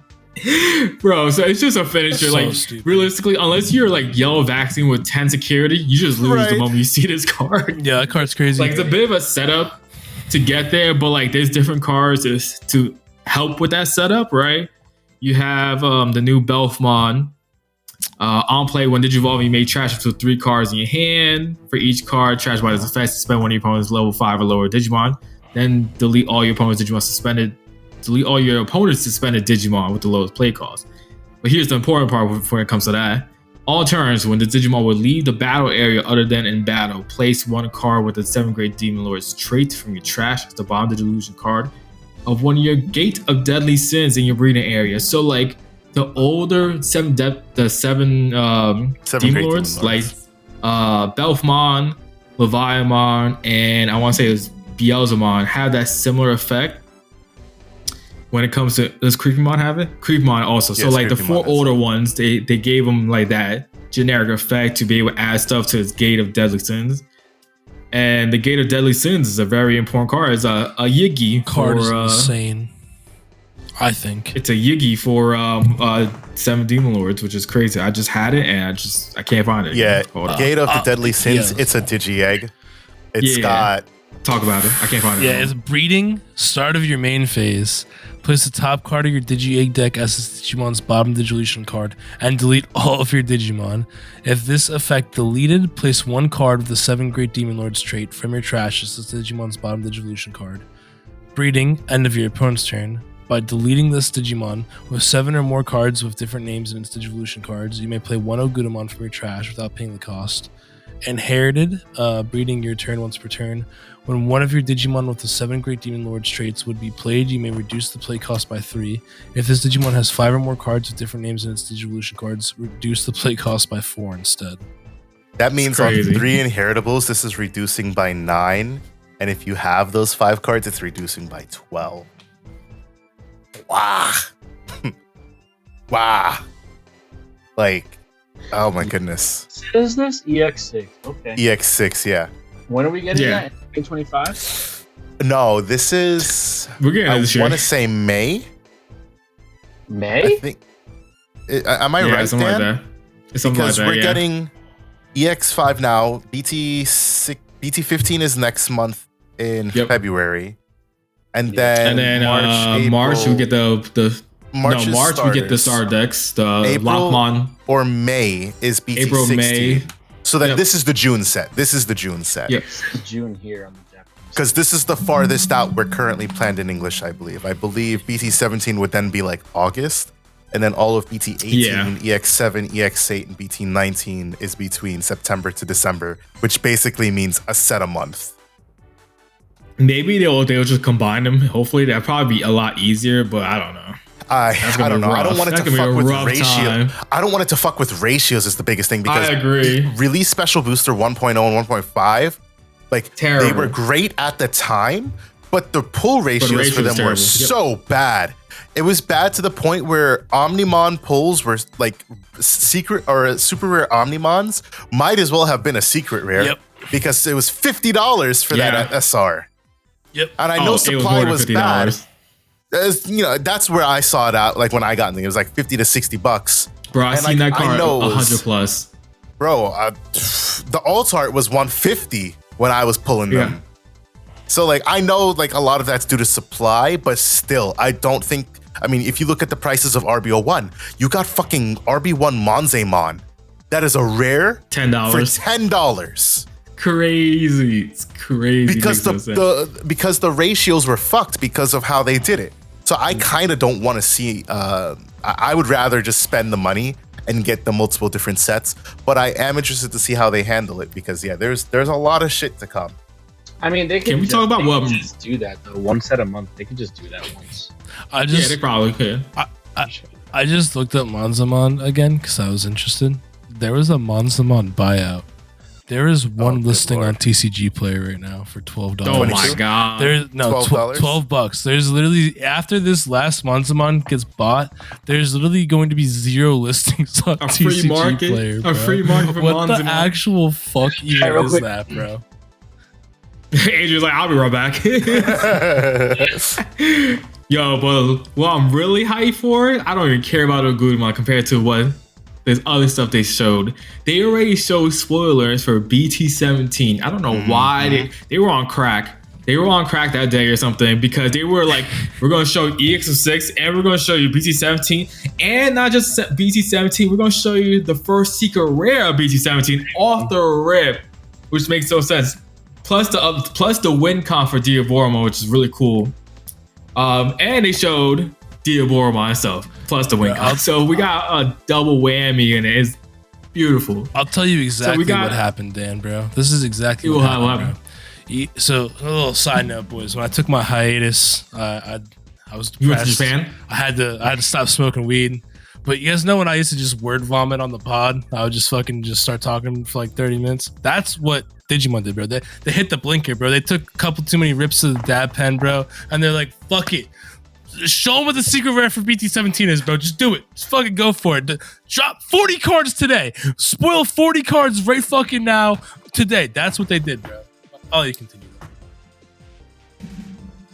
Oh my god, yeah, you're not wrong. You're not wrong. Well, let's talk about it, right? We got the win con for Diaboromon. It's called Clock of the End. Security, add this card to your hand. Main, play 1 Diaboromon token without paying the cost. Then place this card as the bottom Digilusion card of one of your Diaboromon without Clock of the End and its Digilusion cards. Start of your turn, if 4 Clock of the Ends are placed in your battle area, you win the game. There goes the new win con. You get 4 of these bad boys. Yeah, let's go. You get 4 of these bad boys on field, and you just immediately win. It also has an inheritor, which is actually really good, surprisingly. All turns, when this Digimon would leave the battle area by an opponent's effect, by deleting one of your other Diaboromon, prevent it from leaving. And if opponent's turn, place 1 Clock of the End from this Digimon's Digilusion cards in the battle area. So it's a really good card, has really good protection for Diaboromon. Now, the actual Diaboromon. When Digivolving, by placing 1 Clock of the End from your hand or trash. So that means if it's in the trash, that means if something happens, you can still get it back, which is always great to hear. As this Digimon's bottom Digilusion card, you may play 2, not just 1, 2 Diaboromon tokens. So you get 2 off of it. And that means if you have an errata on board, that means that's 3 tokens being made off of 1 Diaboromon without multiple erratas, which is crazy. Play 2 Diaboromon tokens. I'm not gonna go through what they are, but yeah. Opponent's turn, with one of your opponent's Digimon attacks, you may switch the attack target to one of your Diaboromon. One of your Digimon with Diaboromon in his I was just like, wait, that just sounded weird.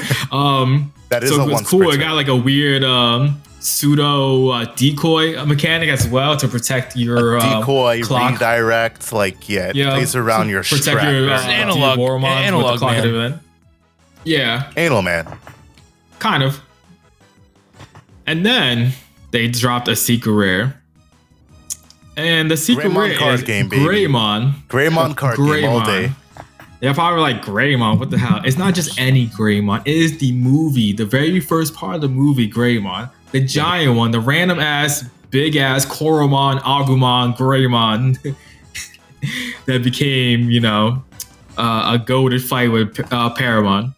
Maybe Paramon's other secret. That's what I was thinking too. Yeah, the other secret being Paramon. No, I don't think they're going to do Paramon realistically. No Realistically, I don't think they're going to do it, but that would be cool. So when Digivolving, if this Digimon's name is Koromon, which is a weird, I feel like that part is like a mistranslation. It is. 3K. It is not. It is? You have to read the whole effect. I know. That's why I just find it weird. Then delete one of your opponent's Digimon with as much or less DPS as Digimon. So already plus 3K, and it's normally, what's base? 8.5? 5. So that means you immediately pop 8K without any inheritables underneath it, which is crazy. All turns, this Digimon has all the names of level 3 and lower cards in its Digivolution cards, which means it's also Koromon, It is Koromon. and It is Agumon. Agumon. It is also Agumon X antibody for all intents and purposes. For sure, yeah. This means an Agumon X antibody can digivolve over Greymon.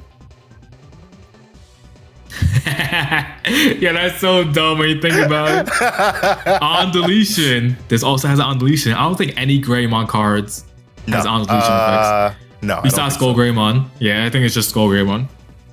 On deletion, you may play one tamer card with Tai, Kamiya, or Kari Kamiya in his name from your hand while playing the cost. Paying the cost or hatch in your breeding area. Oh, I didn't realize that. Inherited. Same effect, which is crazy. The card is going to be so good for Greymon decks that needed something like this. I know you Greymon haters are out there. Like that, I know Greymon haters are out there and like just tired punching of it, but like, the air. Fucking Greymon.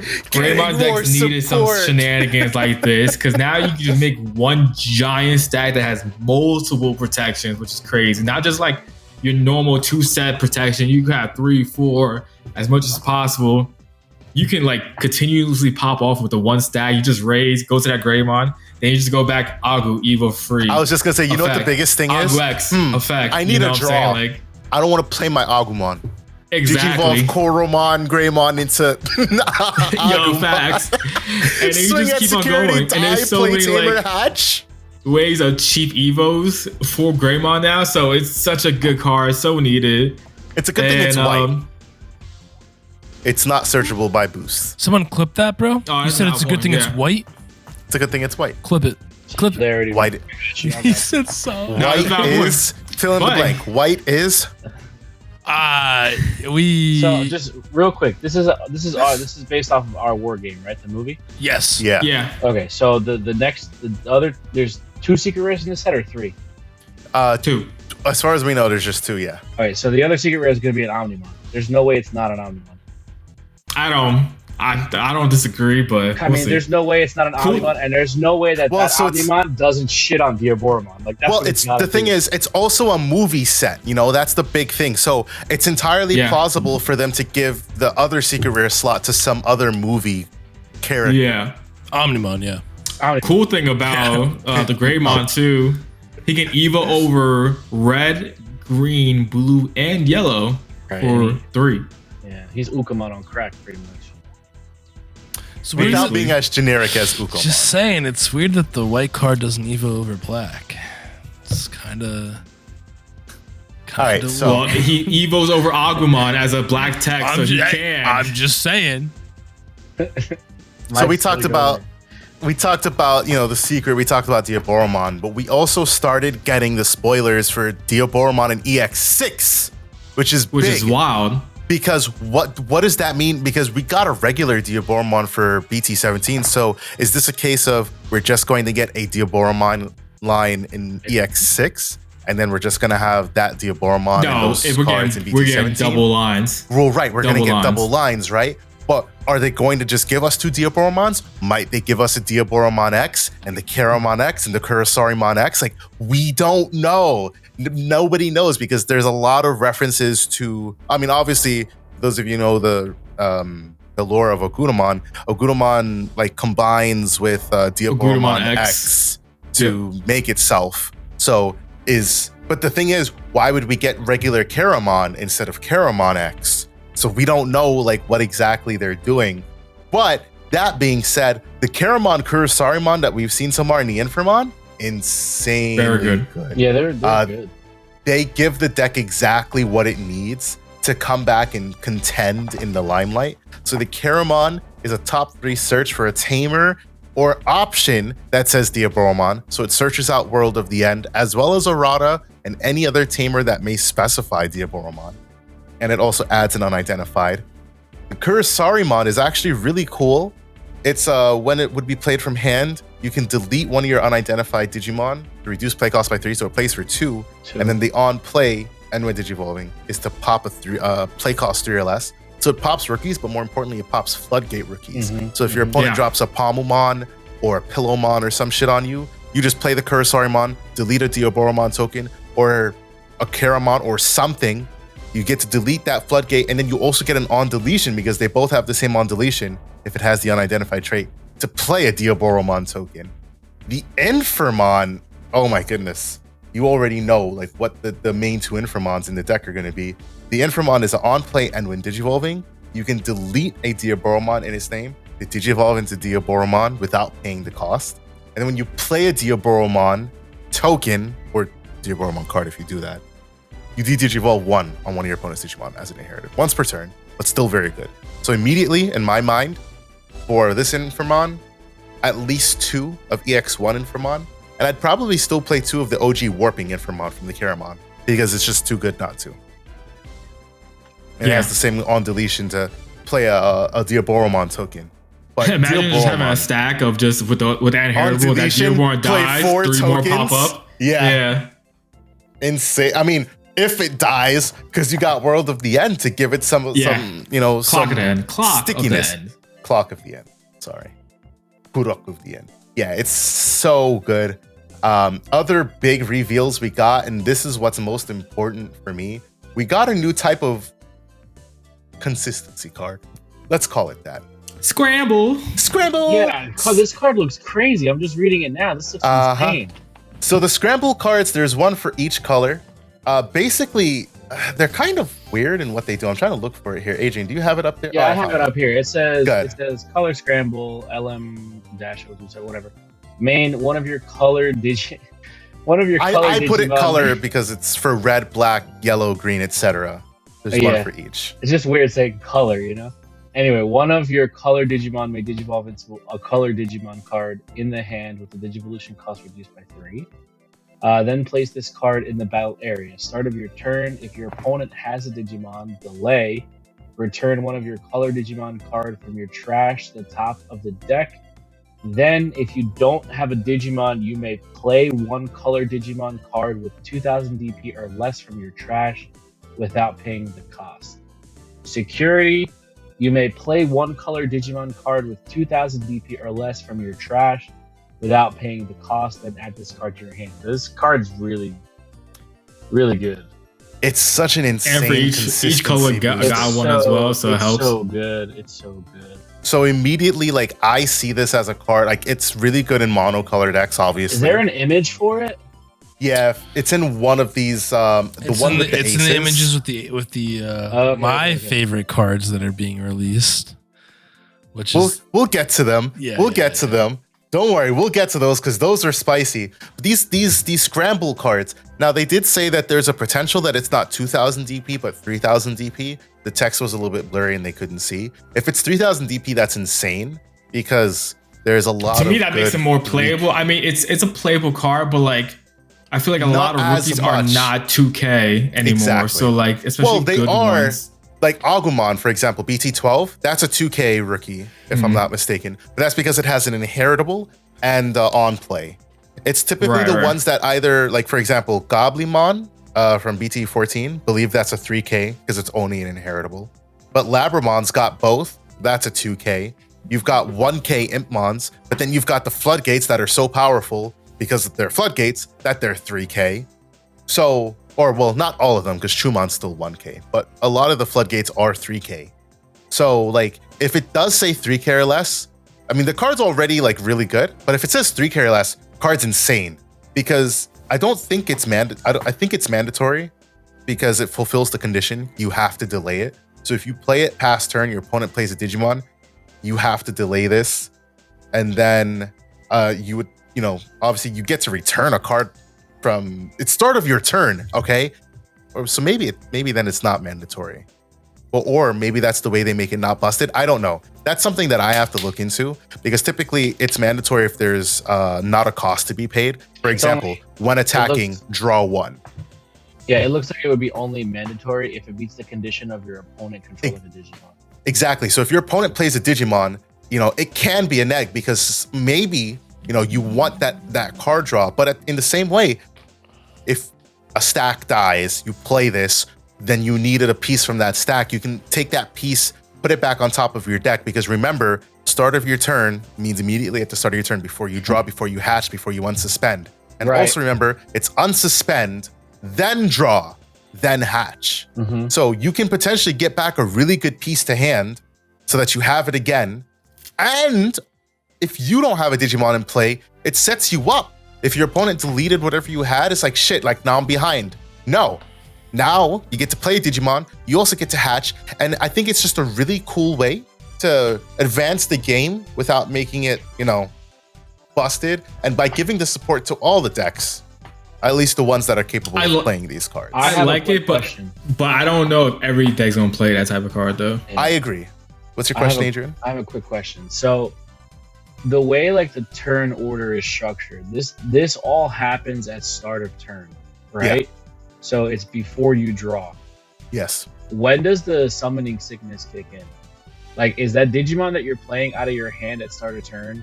Is it gonna have summoning sickness, or are you gonna be able to? Yes. Yeah, because you played it on that turn. Yeah. Okay. All right. So that's all. Yeah, because that could be crazy. I mean, if you grab someone that has rush. Oh well. I mean, a 3K, a 2 or 3K Digimon that has rush, you know. Yeah. But yeah, I just agree, gives Dan. you your piece to start up again. It's not going to be a must-have in every deck, but like some decks could really benefit from using these cards for sure. Decks for sure. Like if you lose your stack and you have to rebuild another one. Oh my goodness, yes. You could rebuild on the board and in raising in the same turn. You know, that's going to be tough to. This is it just reinforces 60 card decks because now we've got trading boost, memory boost, and scrambles. It's funny because honestly. You mentioned that card might be a really good card for Greymon decks. Yes, that's what I thought of. Get out of here, bro. Nah, I really like the scramble cards, but what Mike was alluding to, bro, we got 6 new aces. The only one that fucking matters. The only one that matters. My prayers have been answered. We got actual Bond of Courage support. I thought that we were never gonna get this shit. I agree, and this is really good. I mean, let's read the effects first, and then I'll talk about like why this is really good. Agumon Bond of Courage and both Gabumon Bond of Friendship, they both digivolve for 2 from their respective rookies if you have 2 or fewer security. So you don't need the Bond Tamers to kick off the Warp Digievolution. But of course, there is a penalty. They're ace cards, so they overflow 5. Yeesh. But the fact that you can do this without the Bond Tamers, and the fact that they're still ace cards, meaning if your opponent swings while you're at 2 security and you've got an Agumon on board. It's also really good that you don't have to trash security because the other ones you had to trash 2 security to Evo, even at 2 security. So like you set yourself back a lot sometimes. Yeah. And then Agumons is really good. It's got the same on plane when digivolving, which is important to note because, like I said, they're ace cards. That means they play for 8.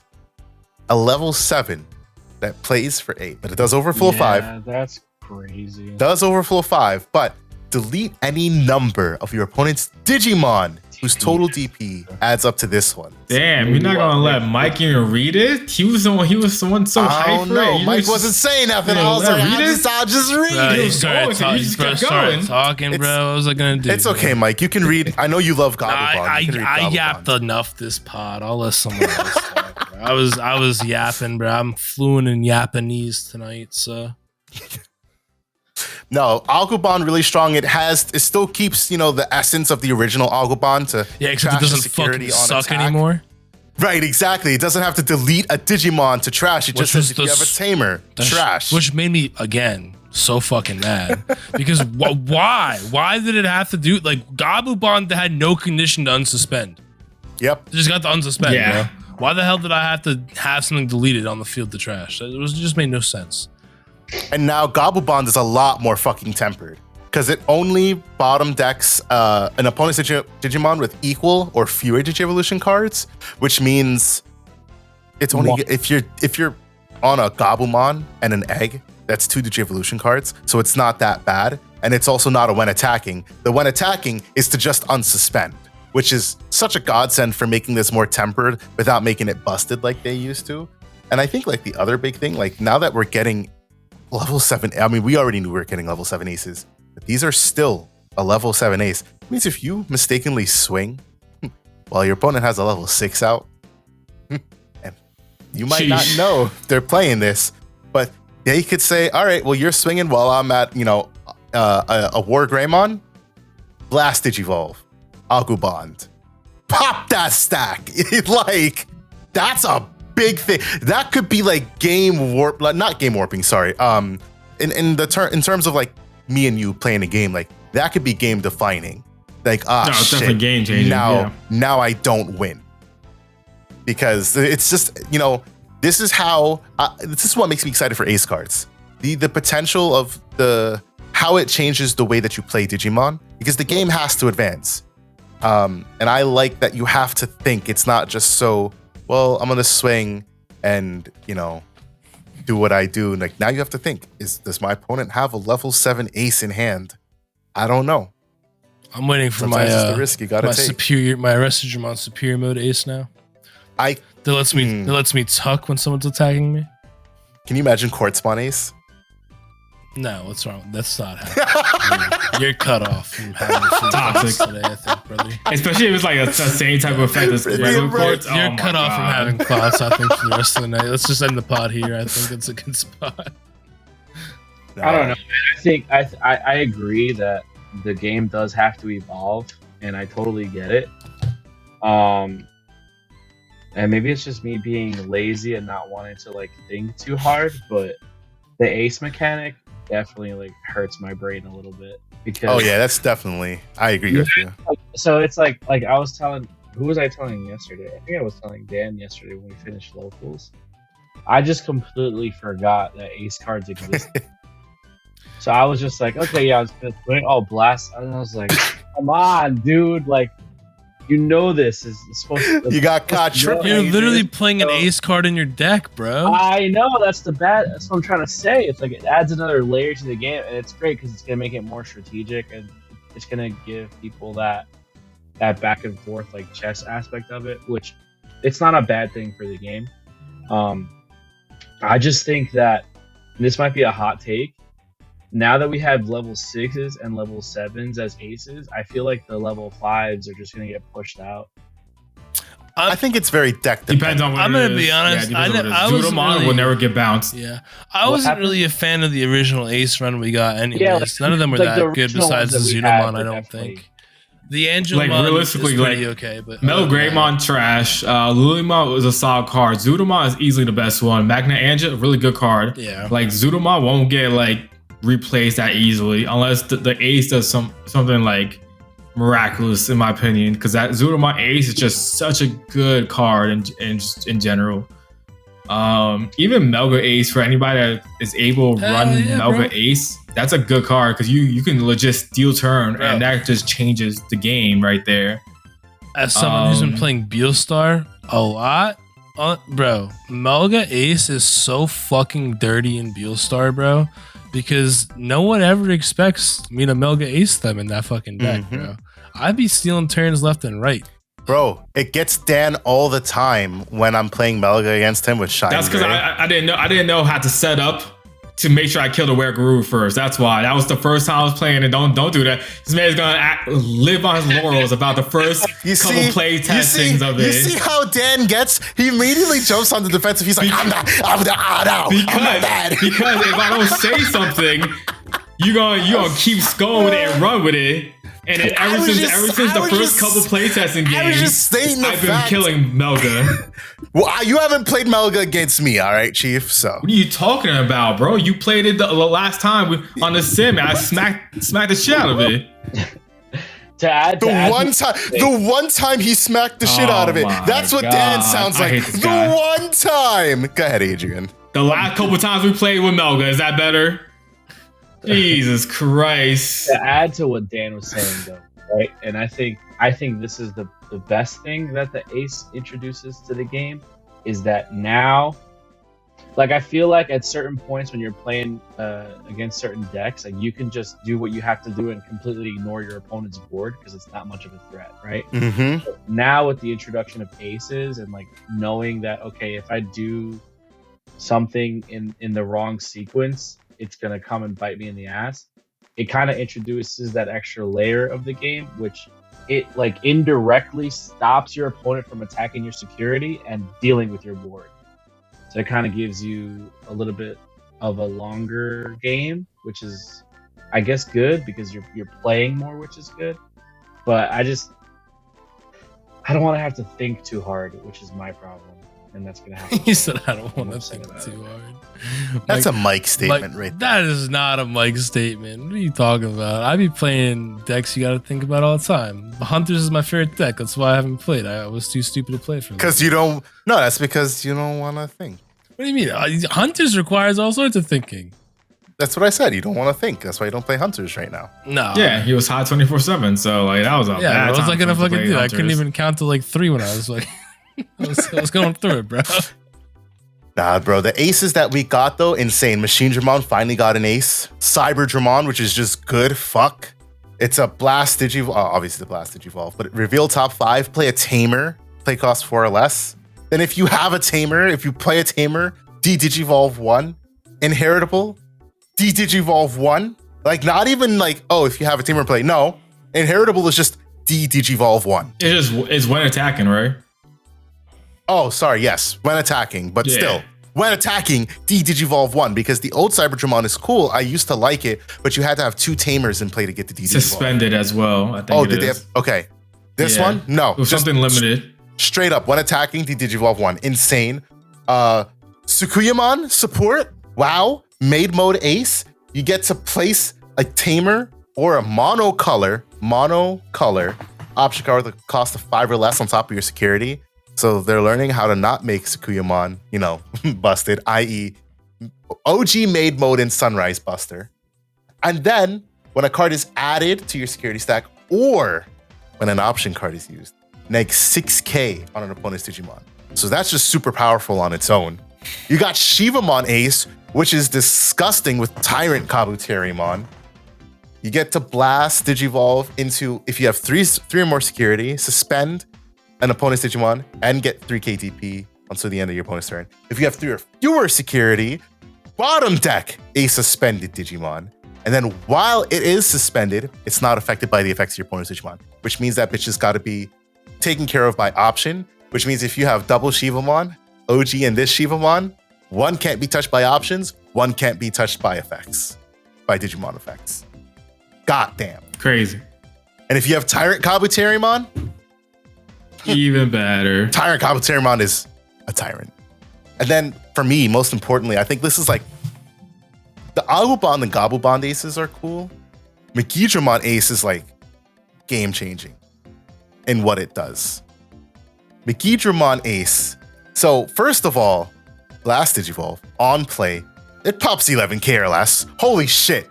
It's an ace popping a mega, right? Okay. All turns, when this Digimon interruptive would leave the battle area, you play a Guiamon from its Digi-Evolution cards or your trash. And then you place, if you play it by an effect, you place the Megidramon underneath as the bottom Digi-Evolution card. That's important because that does not trigger overflow. That means if that Megidramon were to leave the battle area, die, chaos degrade, bounce, etc., Guillamon comes out, you place it under, and no overflow is paid until that Guillamon is removed from the battle area.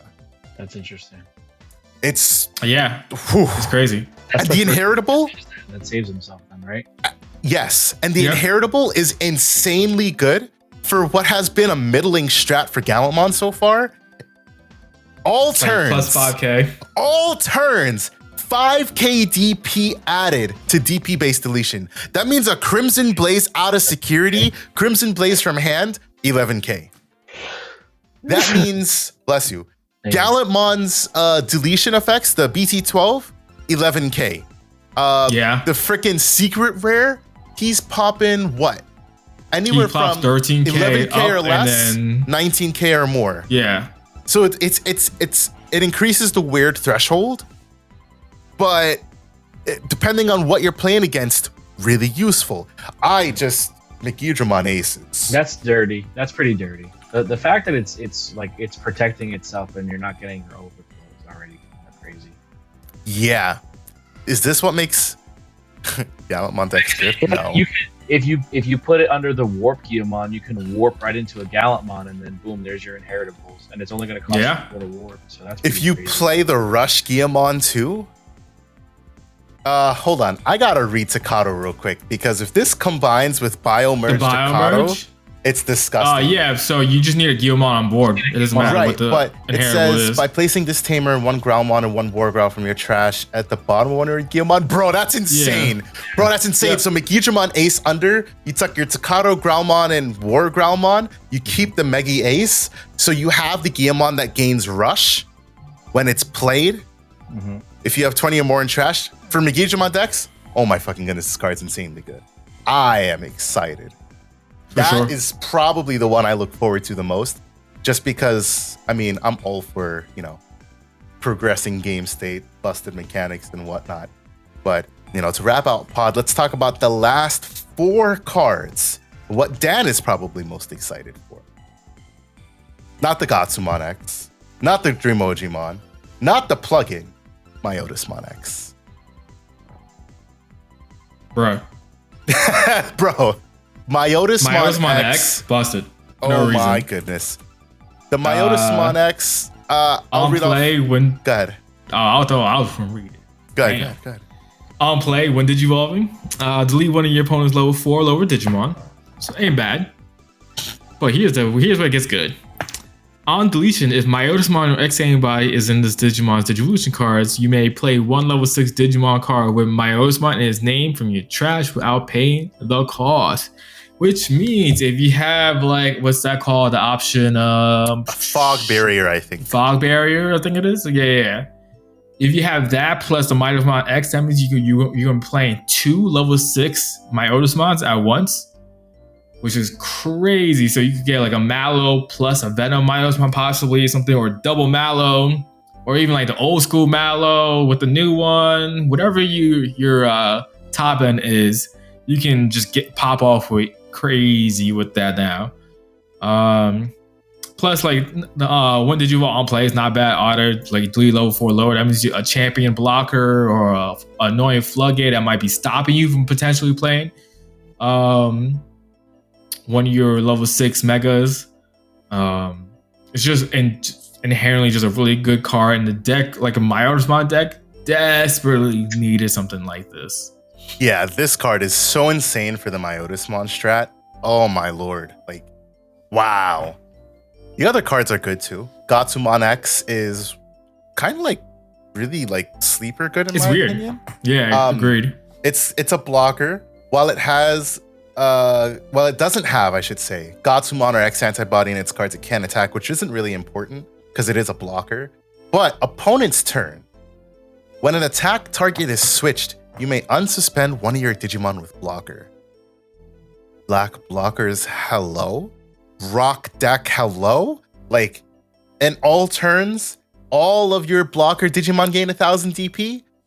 It's not bad. That's a really solid card as fucking rookie. Dremojimon, at the end of your turn, you may place this Digimon to an empty space in your breeding area. Just like what he does. He just digs and gets away. Right, exactly. And then reload plugin, the yellow card. Oh my goodness. So, security, it's a security attack neg, but it main effect, place it as the bottom Digievolution source of a non-white Digimon. All turns when it would be deleted by battle, you place reload plugin at the top of your security to prevent that deletion. Man. It's not, effect prevention, but some kind of access to battle protection. Venusmon? Oh, Greymon needs that because it doesn't have any battle protection. We don't care about Greymon here when it comes to reload plugin. Yeah, we do. No. Yeah. It's just Tsukuyamon desperately needed it because Tsukuyamon's ass. Tsukuyamon desperately needed it, and Tsukuyamon for sure ass, bro. Tsukuyamon stay winning right now with between maid mode and that plugin. It's like, wow, like keep trickling down this little support. Let's see how mid we can make this deck. But I don't know if it could, but I feel like what's it called? The DNA partition is only deleted by effects, right? You don't get it if you get killed by battle. Correct. Right, so you can use this on like Imperial stack to make sure you get your partition because it's like, all right, cool. You're gonna swing over it, great, battle protection, and then you're gonna have to use your other resources to potentially kill it. I think that's maybe a little, cool idea as well. Just randomly thought about it. Not only is it cool, it's the fact that this card only costs 3 to play. That means you can play it and keep turn with a memory tamer. Exactly. Like, yeah, you're not even like, because the problem with a lot of plugins is like, unless you're playing Tsukuyamon, they're not worth it. Like the black plugin is nice, but for 5, that's hefty. But this for 3, I can play this, keep turn, swing, not die, pass turn, doing something else. And then when my opponent swings into me, I can just use this to protect myself once. Golly, let me tell you guys, to wrap this pod up, the fact that Bandai woke up and said, they vomited all this shit on us. If that doesn't tell you that Bandai is excited about the future of the Digimon card game, I don't know what does. They definitely wouldn't have done that. We give them a lot of shit, and rightfully so. They deserve shit, but they also deserve praise where praise is due. And based off of what they're doing with card design, from what we see with the cards, what they're doing in regards to unifying the metas, and just everything in between, Bandai is setting this game up to succeed. And holy shit, does 2024 and 2025 look to be a great year for the Digimon card game? Mm-hmm. Fantastic years, I think. I think it's gonna be sick. So to wrap it up, we got the 4 of us here on today on pod, probably the first and last time for a while. We'll see the 4 of us here together on pod. So parting words, who wants to start? I'll say, for all intents and purposes, Dan. No, I'm kidding. Did you mean to say that, bro? Hey, yo, just continue playing Digimon, continue having fun with it. Keep doing you, boo boo. Wrap it before you tap it. I knew you was gonna fucking say it. That's it. I knew he was gonna say That's it. That's it. That is it for today's episode of DigiPod. That's why I'm getting a the digital vasectomy, boys. Have a good night, everybody. Until we talk to you guys the next time. Peace out. Catch y'all on the next one. Peace, peace, peace. I'm Mike.